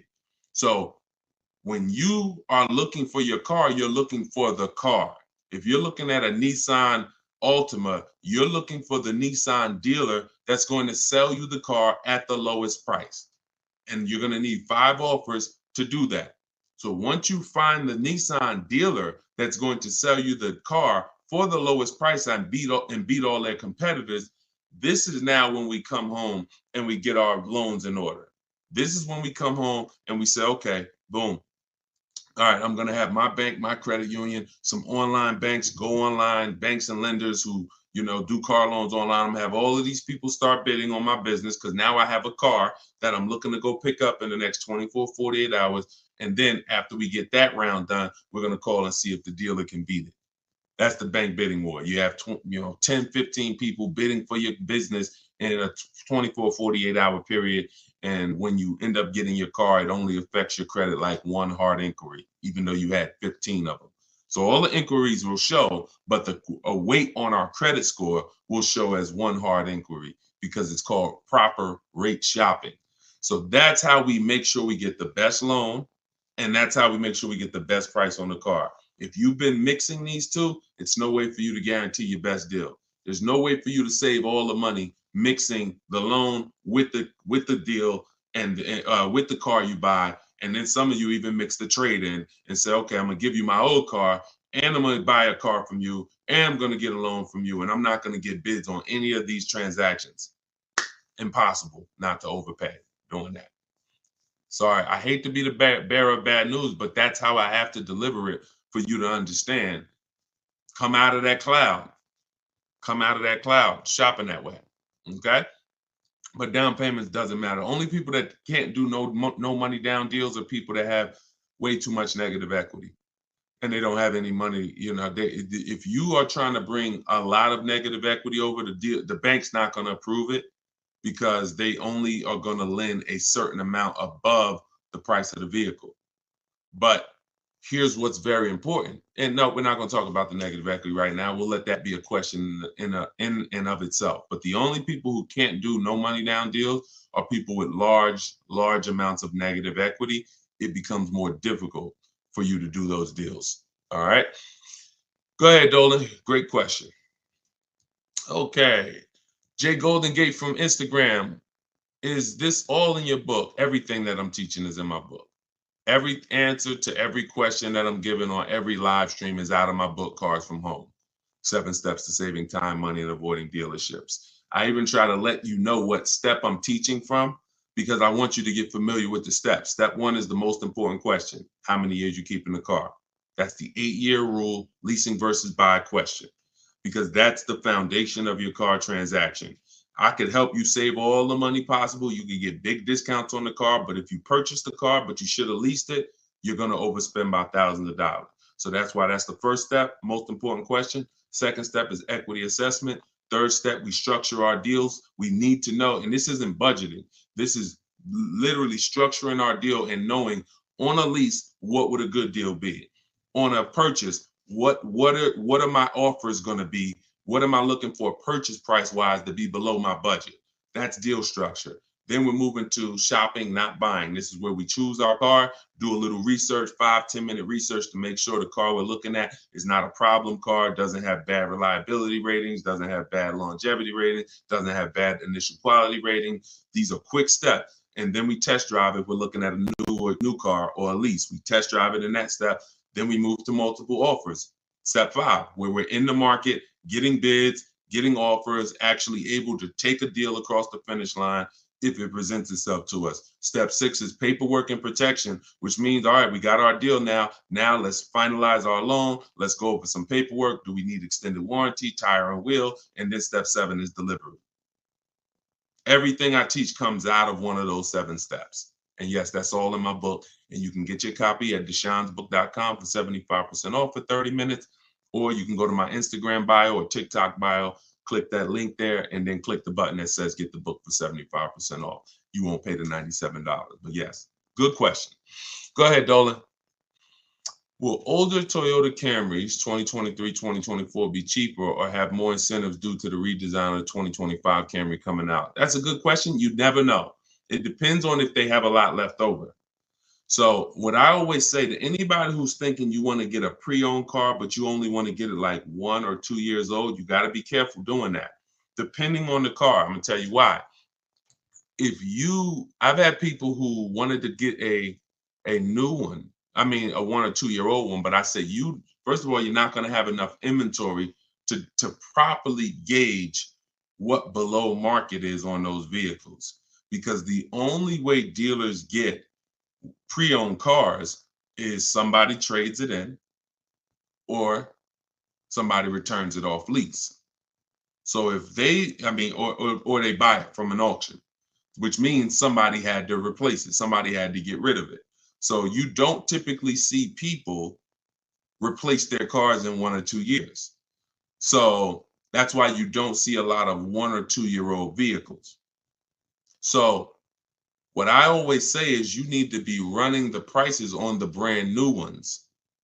Now, in the case of a redesign, maybe you don't see too many incentives, but you still never know. We had somebody hop on the show 3 days ago, and she said that she got a brand new BMW X4 M Edition, popular truck, new, and she's saving $7,000 on that particular vehicle.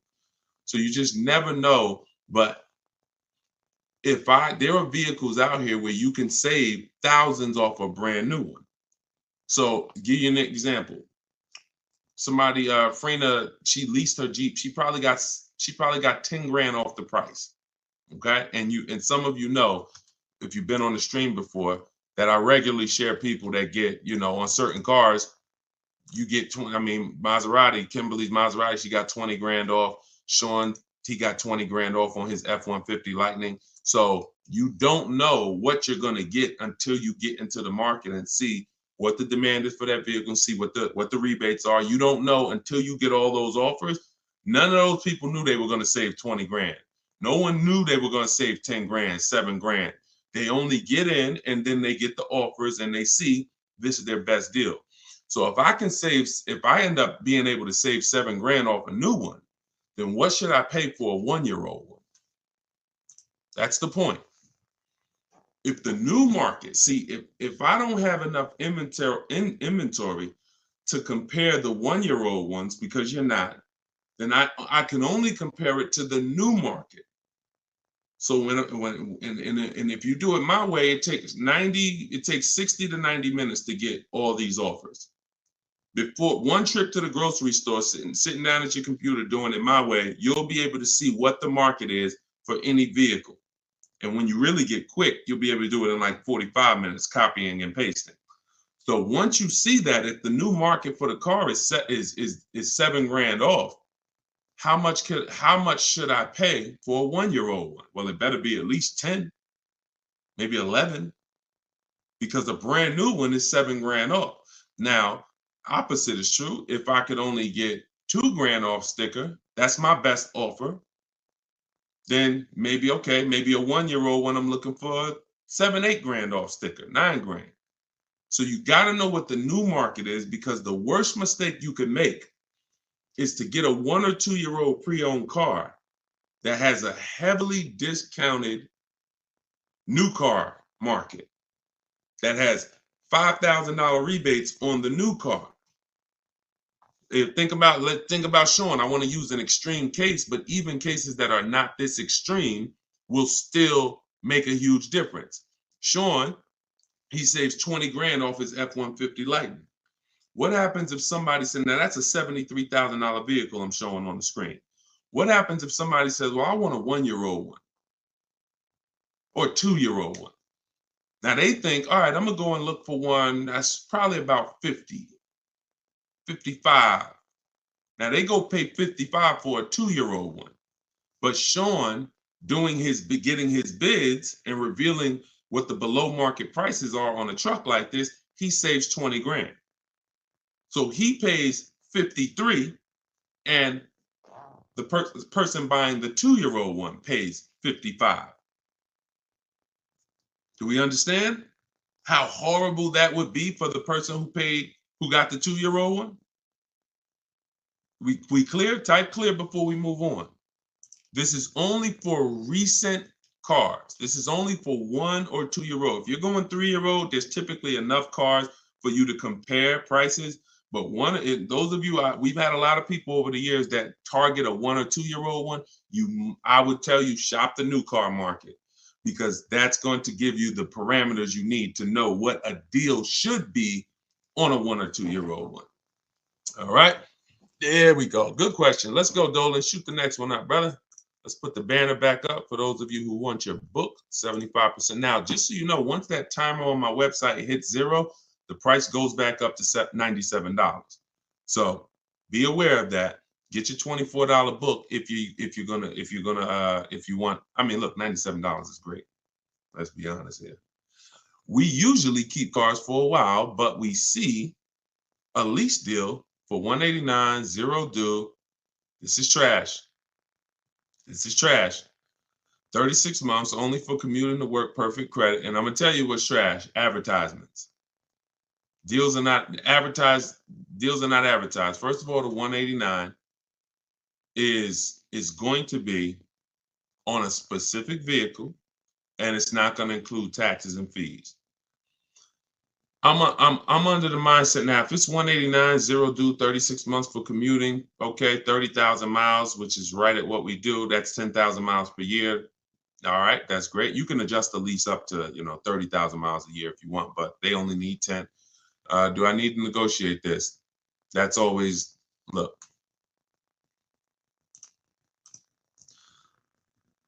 I'm gonna tell you this. So Frina called. She's in a group that we have here. Now Frina was shopping originally for a Jeep Grand Cherokee Limited because she had one already. So she posted to our group. She said, Deshone, the best offer on a Jeep Grand Cherokee Limited I got out of all my offers was 1.2. I said, that's still good. She said, yeah, but she said but the dealer is saying that they have another model that they could do better on. They said they could probably get me to 1% on that. I said, okay, you need to shop that offer again.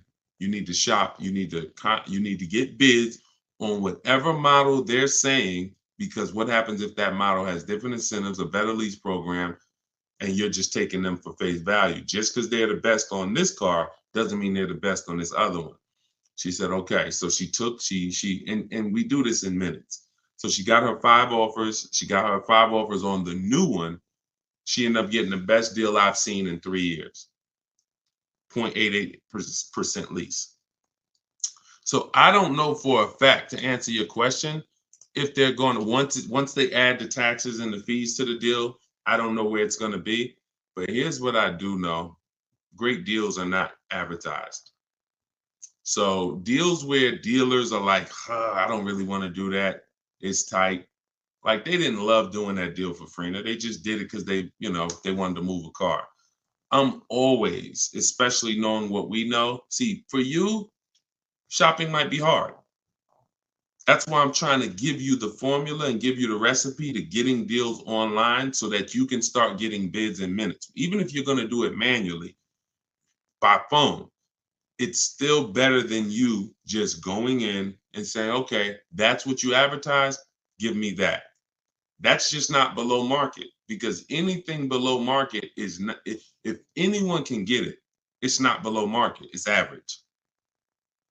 The stuff that I'm showing y'all, every single thing you see, anyone ain't just going and getting these numbers. Y'all see these lease deals that I share. Y'all see these discounts on these purchases I share. Y'all see Tiffany, if you were on the stream the other day, you saw Tiffany wrote in, just got her Mazda $44,000 brand new 2024 Mazda. And at the time of this recording, you know, that's literally 2 weeks ago. She saved $6,500 off a brand new Mazda. These are not deals people are getting. These are below market deals. So it's really your personal preference. If you want to be lazy with it, go in and try to fight for that advertisement.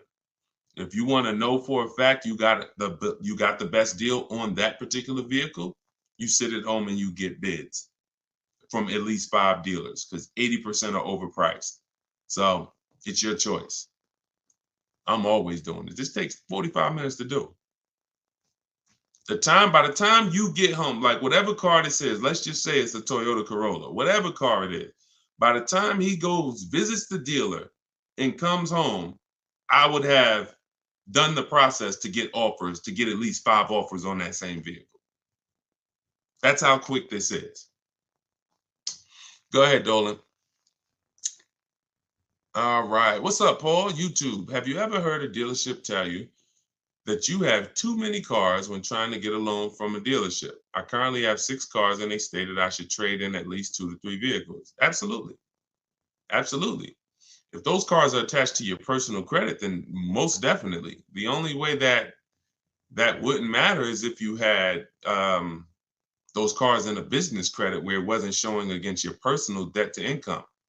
So, you know, if you have several cars in a business name that's not showing, then that's showing them the business is taking care. They won't even see them in many cases. So if you have, 6 cars on your personal credit, of course, at any given time, God, if any one of those lenders is taking a risk, because what happens if the economy shifts? What's the chances that he's going to be able to pay 6 cars? So for sure, your best bet is going to be trying to, secure outside funding, outside financing. But that's what we would do anyway. We would always be shopping for our credit, our loans separately, and then giving the dealer the chance to beat it. For sure. And if you can support that, if you can show the income to support it, but it absolutely is very risky from a lender's perspective. Very, very risky. You just need to find the right lender at this point who is willing to take the risk, because obviously most people, it's hard to get a second car. Second car is hard because they're looking at normal people. Normal people are not going to be able to support a second car. Maybe a second car though, a third, a fourth, a fifth. No, I don't even know how you got those done, but however you did, it's income. I mean, I've had people make, $800,000, $900,000 a year. Okay, so it's all income based. So I'm not gonna sit up here and tell you I don't know how you got it done. If a bank sees that you make $500,000 a year, and you're bringing in $10,000 a week, and they say, okay, $40,000 a month. Okay, car payments are $3,000, $4,000, $5,000 even. Okay, but you're going to reach a point where they're going to start to see that, okay, this is too much risk. So I wouldn't be dealing with dealers, banks, especially if they're telling you trade 2 or 3 cars. You need to find a bank or a financing source that's going to be comfortable taking that type of risk. And that's it. Go ahead, Dolan. And if you're using those for business, you should really try to get them in a business name. Is your book only digital, or can I get a hard copy? It's only digital, because there's nothing that I can do. First of all, there's so many reasons why it should not be a hard copy. One, the car business changes. My strategies and steps don't change, but the websites we use change. Vroom used to be one of our bidders. Vroom went out of business a couple months ago.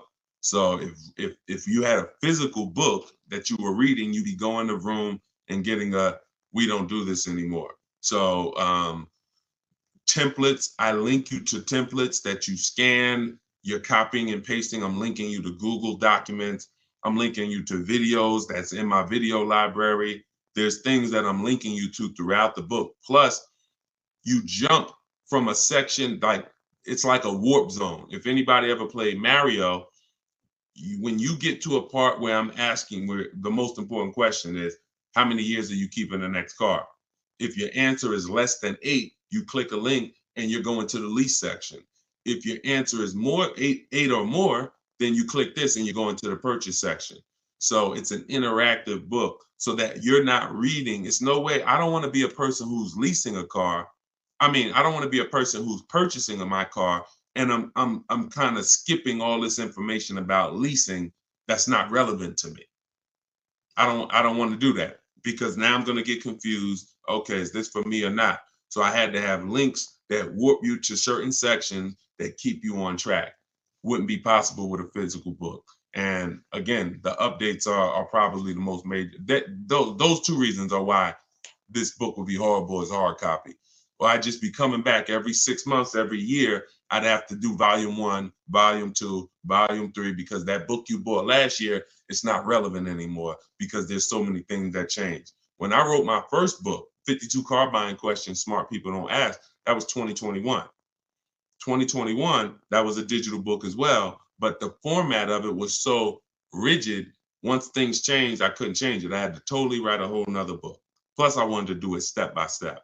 But back then, TrueCar had more power than they have now.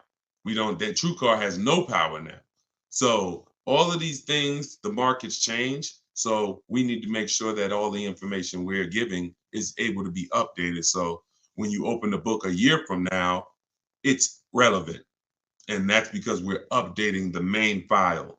Could never do that with a hard copy. All right, legit question though. Go ahead, Dolan.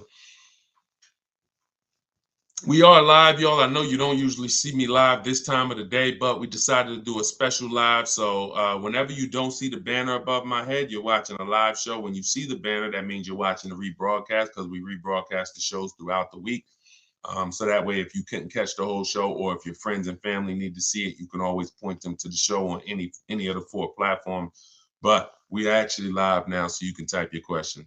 Do you suggest putting a car in your business name with or without a PG? I'm not in the business of teaching people how to get business loans without personal guarantees. So, whoever told you you could do that, you should follow them to learn what banks, what cars do that. But you should still use my system to get the prices.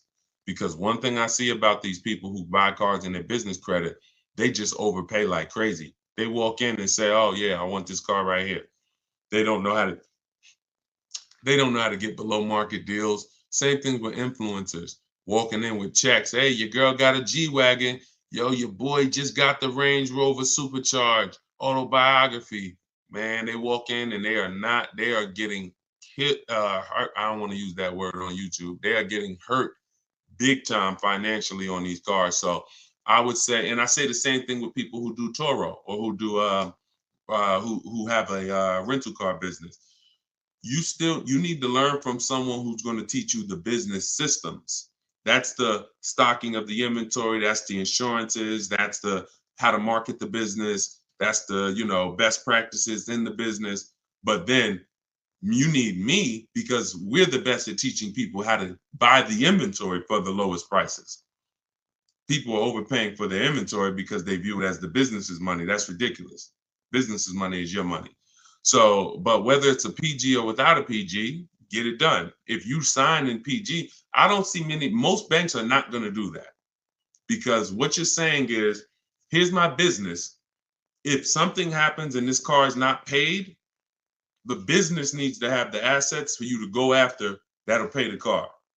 If the business doesn't have the assets, the bank is saying we're coming after somebody who has the assets. That means you could just be like, one day, all right, I'm not paying for these cars no more. Take them back. And then there's no recourse. Most banks are not going to do that at all.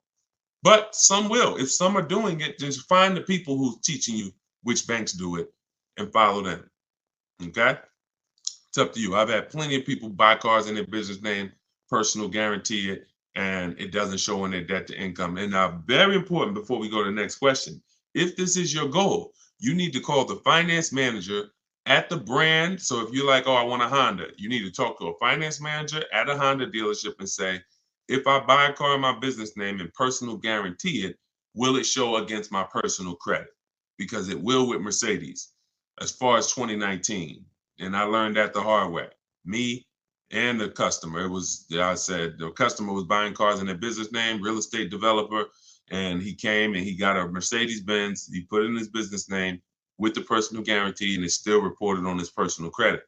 Then the finance manager told us, hey, just so you know, yes, it does still show. I'm like, we should have known that before. That's something we should be telling customers before they ever apply, because they're only applying in their business name because they don't want it to show against their personal debt to income. So always double check with a finance manager in the brand, okay?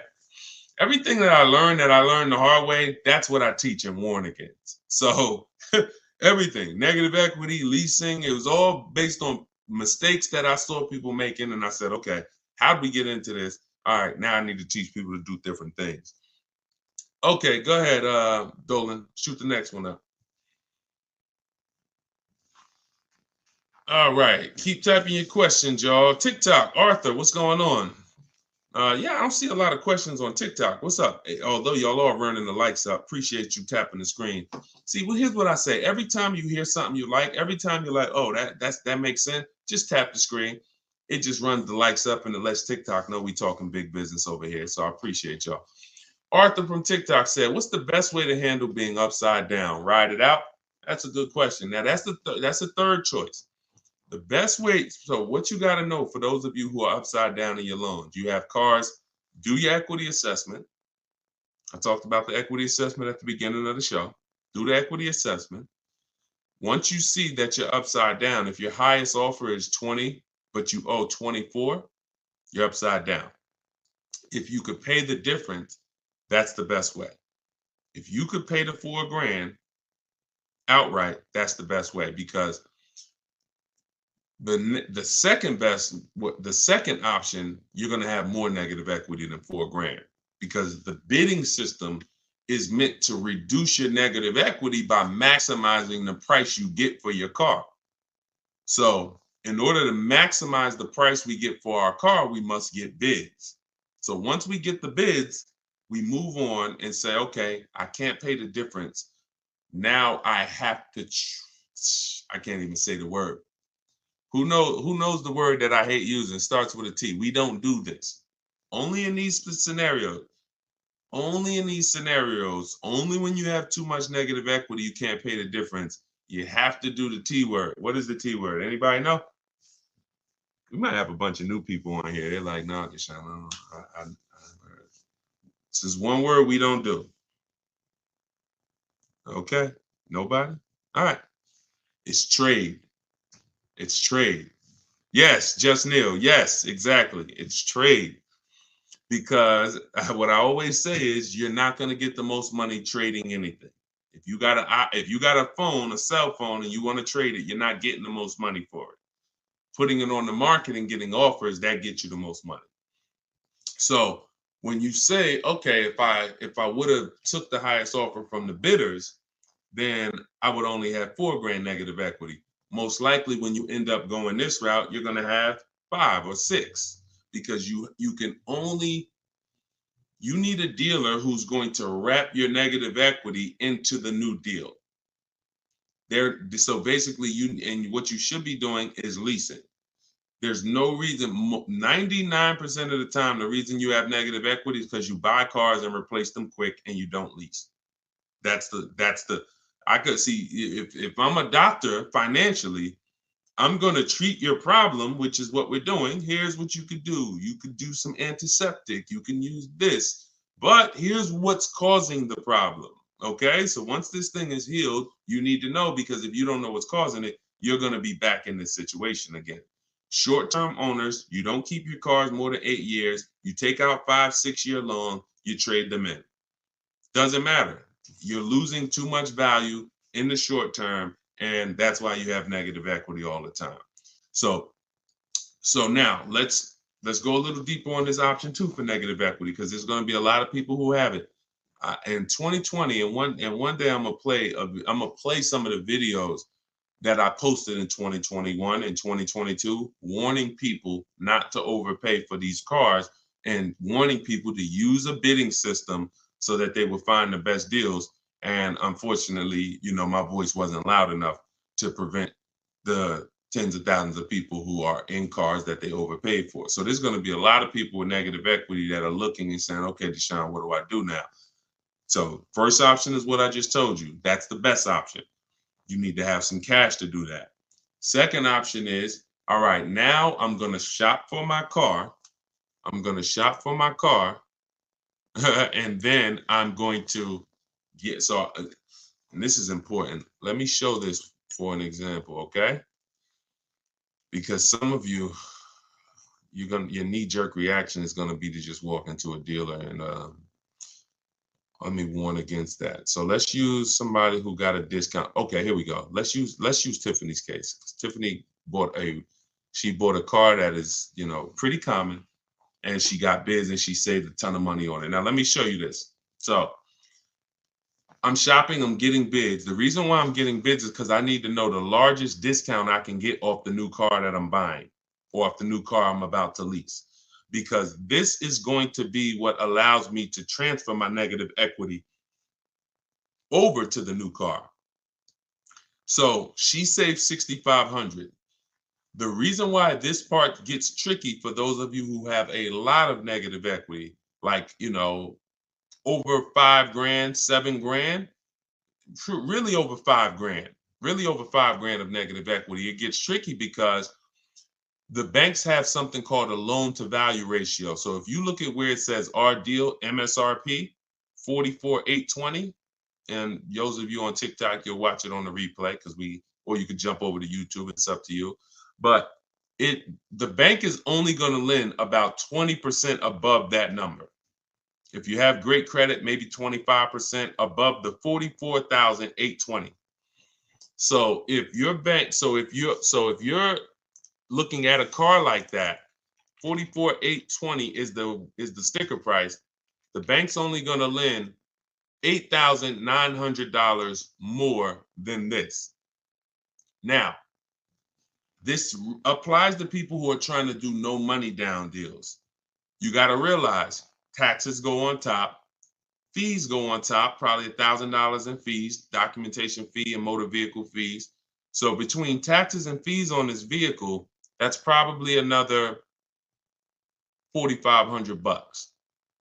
So if the bank is only going to lend a certain amount over that and taxes and fees are 45, you really could only put like another 45 grand, $5,000 of negative equity before you are capped.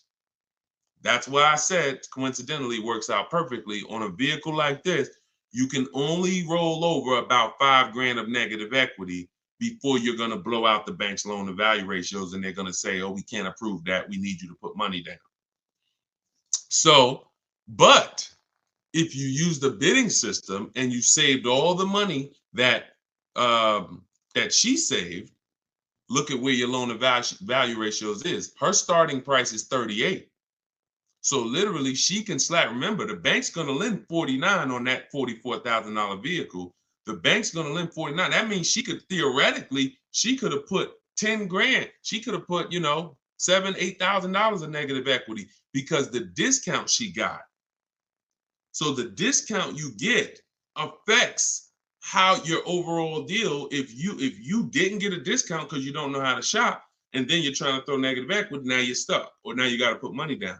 But when you're shopping, getting bids, you get all the money off that you possibly can, and now you can throw larger amounts of negative equity. So somebody who didn't get a discount on that car could only put $5,000 negative equity on it. They could only transfer $5,000 of negative equity over.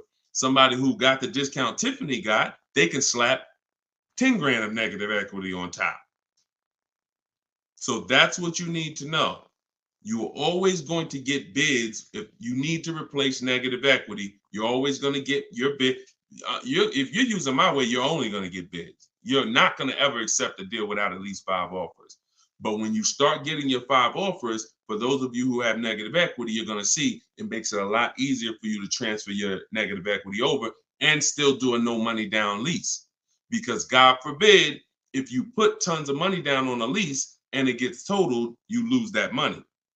So if you have to put money down, 3-4 grand to get it approved, then the vehicle gets totaled, you lose that money because you have to go shop again. But if you put no money down, you rolled over all the negative equity and the vehicle gets totaled, you walk away and you're fresh. Whole different positioning, whole different leverage, whole different exposure. If I just rolled 7 grand over of negative equity to this lease I'm driving, God forbid the vehicle gets totaled, none of my money's in it, I'm out the negative equity. And like, it's a blessing. As long as I'm not hurt, praise the Lord, it's a blessing. So this is financial strategy. I'm a strategist. So that's what you do. Those are the 2 ways to get out of negative equity. You pick your choice. And if you can't do either, then you got to stay and you got to pay down the loan. That's the third option. But once you're out of negative equity, get out of it and stay out of it. Most of you should be transferring that negative equity to a lease, and that's gonna solve your problems in the long run. Go ahead, Dolan.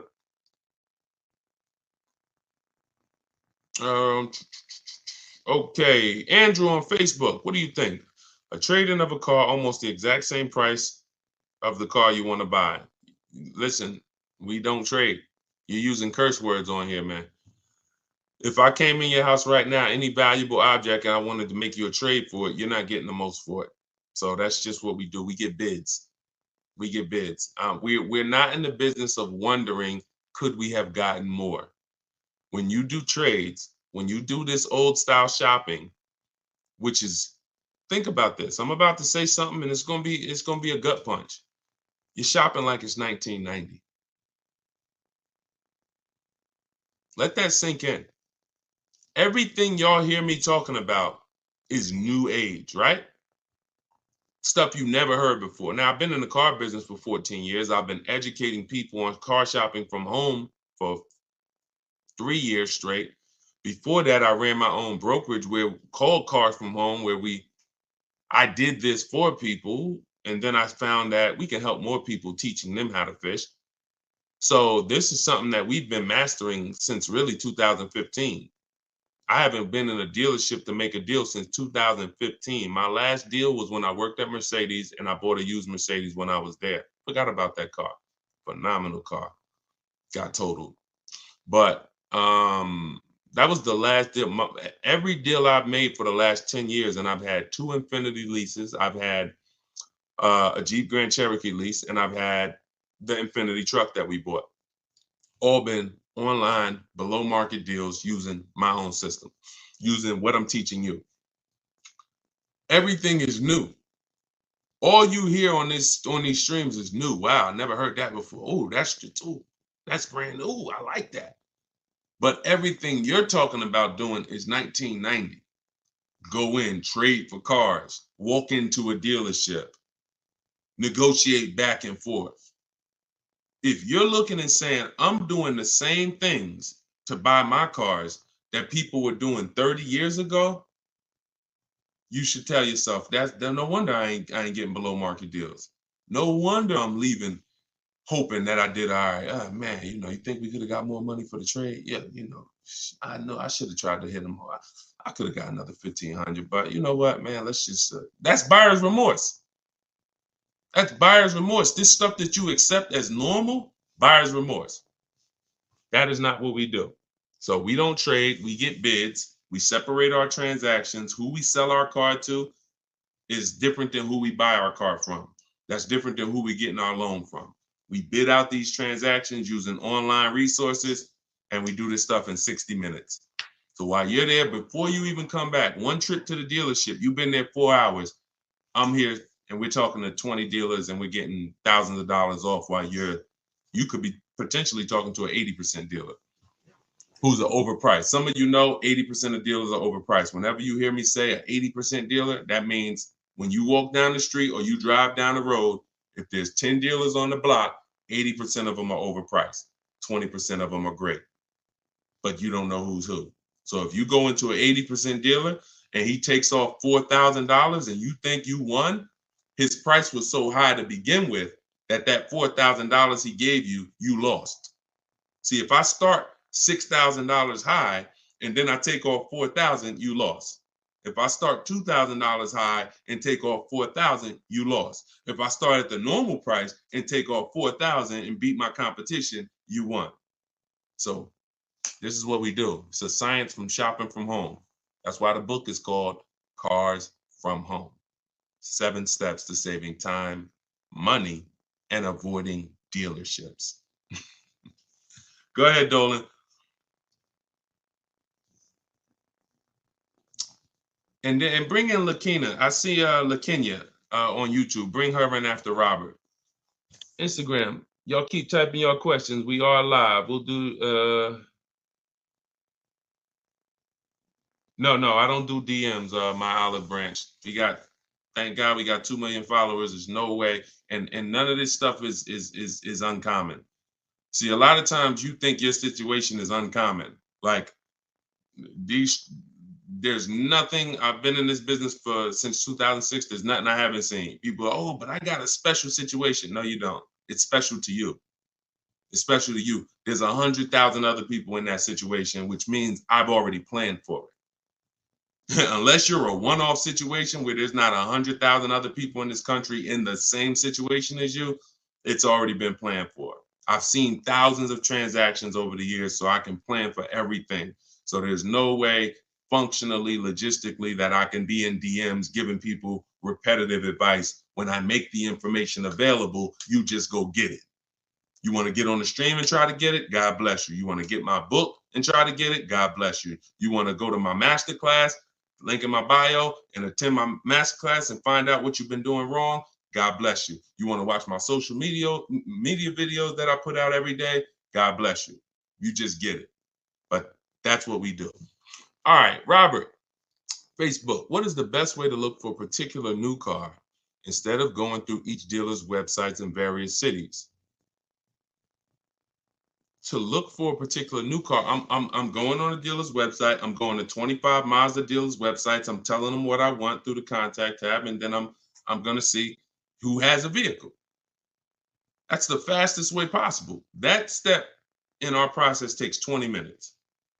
If now that's what I said. You can try to do it your way, or you can use my templates and scripts, because my scripts are copy and paste. But you're not going to do this calling. It's hard because you don't know who has what car. That's why we go to all the dealers' websites and we reach out to them in 20-25 minutes. So once we know who has a car, then we have a conversation by email with those who have a car. It's the best way possible. There's no way better than that. Like, there's you going into a dealer, you calling dealers. No. We know when we reach out to 25 dealers, there's a chance maybe 10 of them have a car we want. Maybe 8 of them have a car we want. If none of them have a car we want, then that means that car is either sold out or you're in between model years, which means it's sold out. The 2024s are sold out. We haven't gotten the 2025s yet. If we connect with 25 dealers and no one has a car we want, or only one person has a car we want, then that means that car is not in the market anymore. In which case, it's better for us to know that than walking into dealers, wasting our time looking for something that doesn't even exist. It's the best way. It's the best way. Everything else is a waste of time. Go ahead, Dolan. Okay, good morning. I bought the book and right now analyzing my equity. I owe $36,000 on the vehicle. It's a 2024 Mazda CX-5, but the only offers I've gotten so far are $23,000. Why are we looking to get out of a car? It's a 2024.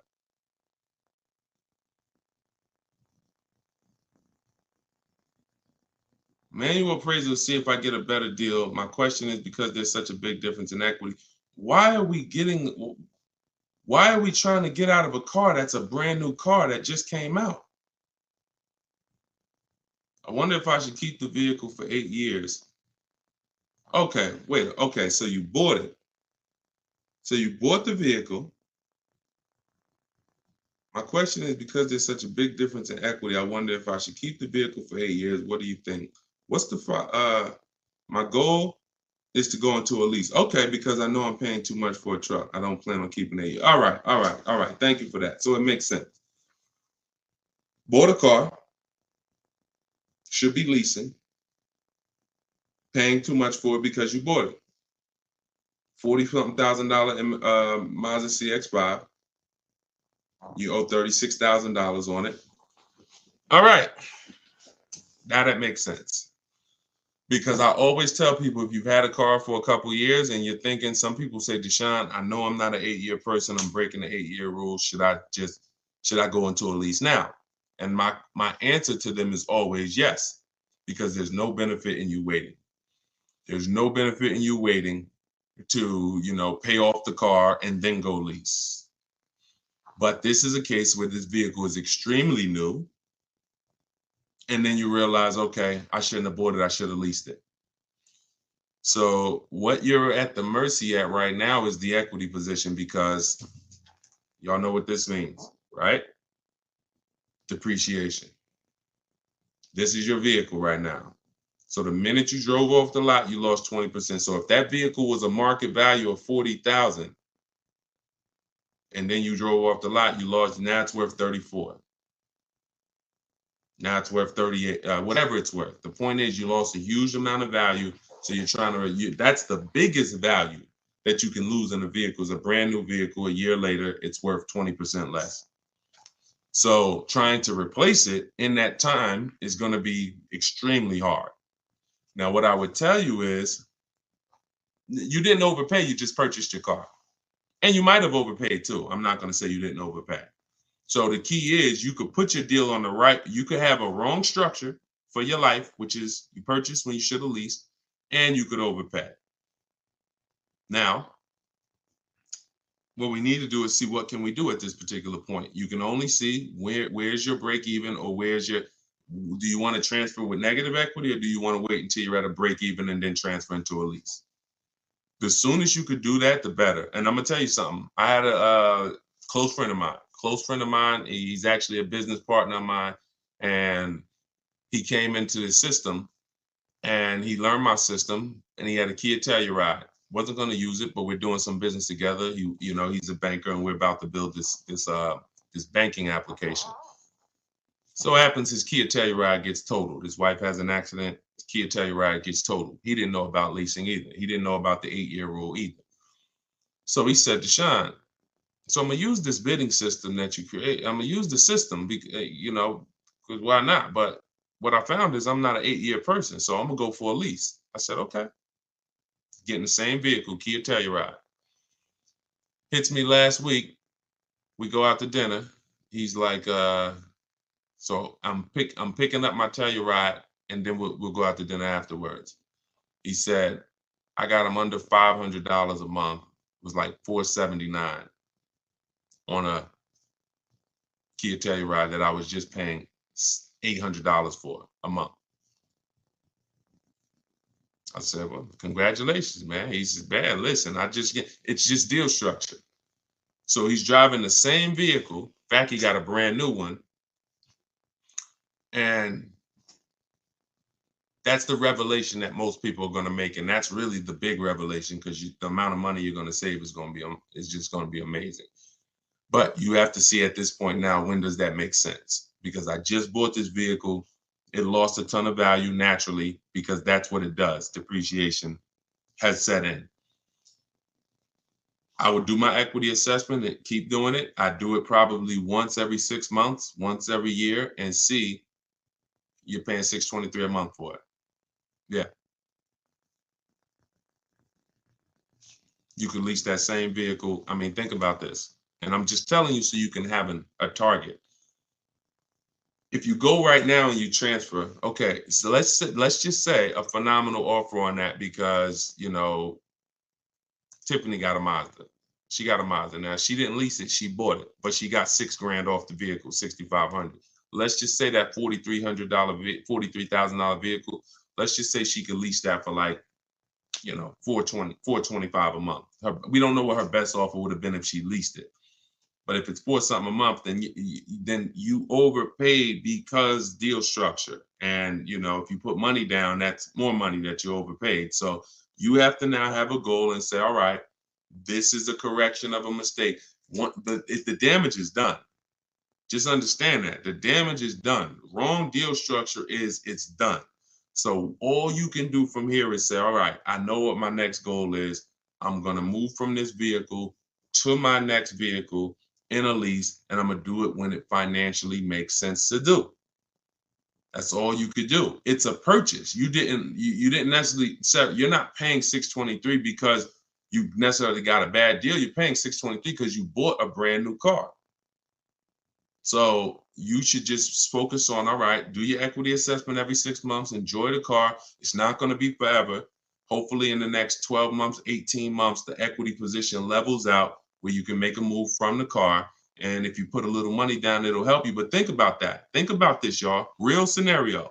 And we're not, and look, your story is going to help you if you follow this plan, but it's also going to help people who are going to be in your situation and who can avoid it. Because really, you probably, in order to get $623 a month, you either got a long loan, maybe 6-year loan, put a little money down. But what are we talking about? When you can replace that car, we're not talking about you getting any of that back, because you're not going to get it back. If we could break even right now, that would be a blessing, because you can move freely. So we're just praying to get to a point where you could break even, which means whatever money you put down, gone.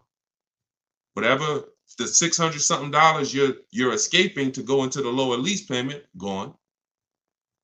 So this is why I'm telling you guys, if you're not keeping your cars 8 years, you should only be shopping for great lease deals. It's impossible to get a great deal if you purchase a car, but you should have leased. Impossible. And I will tell this for everyone who's willing to listen, not be emotional, not listen to what Dave Ramsey's been telling them for years, because these are the facts. These are numbers.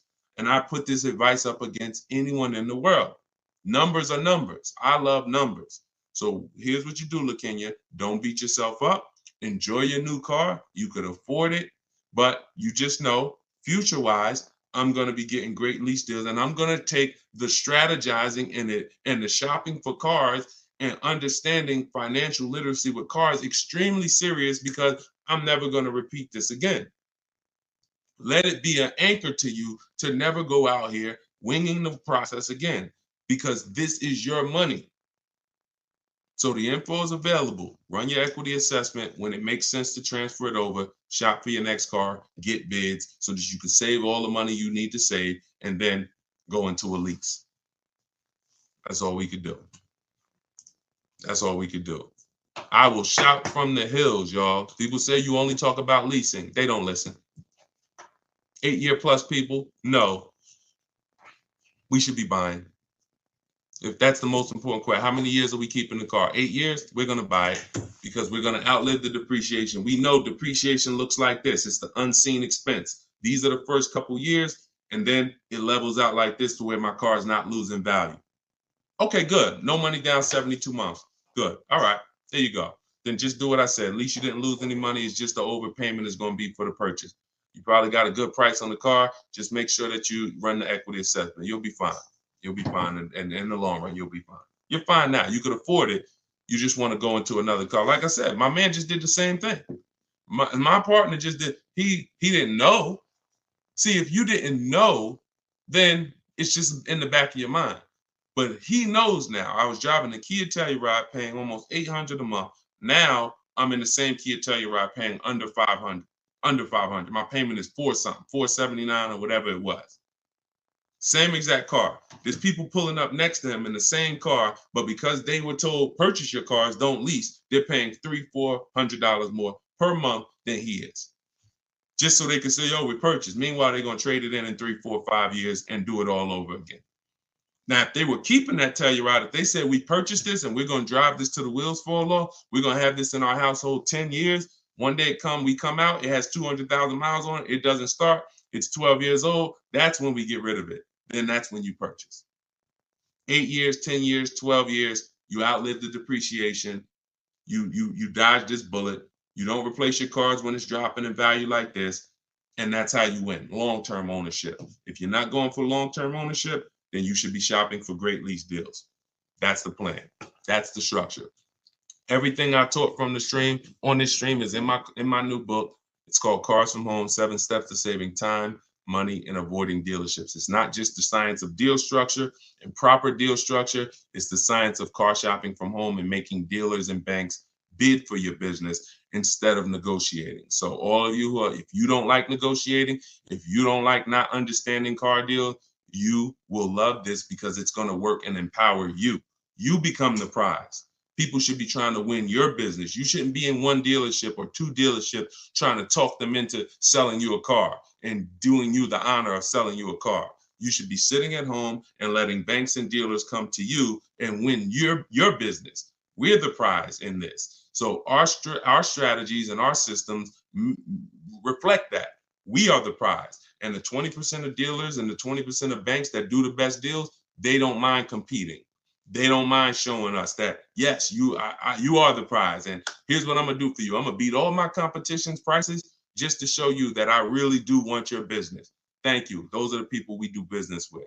So that's all in my book. You can get your copy for 75% off. It's normally $97, but you can get yours in my TikTok bio and in my Instagram bio. Just click that link and click the button that says get my new book 75% off, and you can get it for $24. But if you've been to the website and that timer started running, then when you go back, the price will be $97. It's on you to decide if, listen, I need this information. If I missed the $24 deal, I'm taking the $97. I need this information because this information will net you thousands of dollars on your first transaction. You saw what it did for Tiffany, $6,500 off her first car using the book. So get it in my bio or in the link. We put a comment in the Facebook section, in the Facebook and YouTube comments, deshonsbook.com. And if you're watching us on TV, of course, you can use your mobile phone. You can scan that QR code. And for all of you who want to attend my free masterclass, it's called Everything You're Doing Wrong, Buying, Selling, and Leasing Cars. You can also click that link and attend it. You'll need about an hour though, and you'll need a pen and pad because we go very deep into leasing versus buying and 23 other mistakes that you're making that you don't know you're making. So you can do that. You can attend that, or you can attend that in my TikTok and Instagram bio as well. Like I always say, I make the information available. You get in where you fit in. Just get the information. All right. Great stream today. I appreciate everybody. Enjoy the rest of your day, and we'll see you on the next one. God bless you.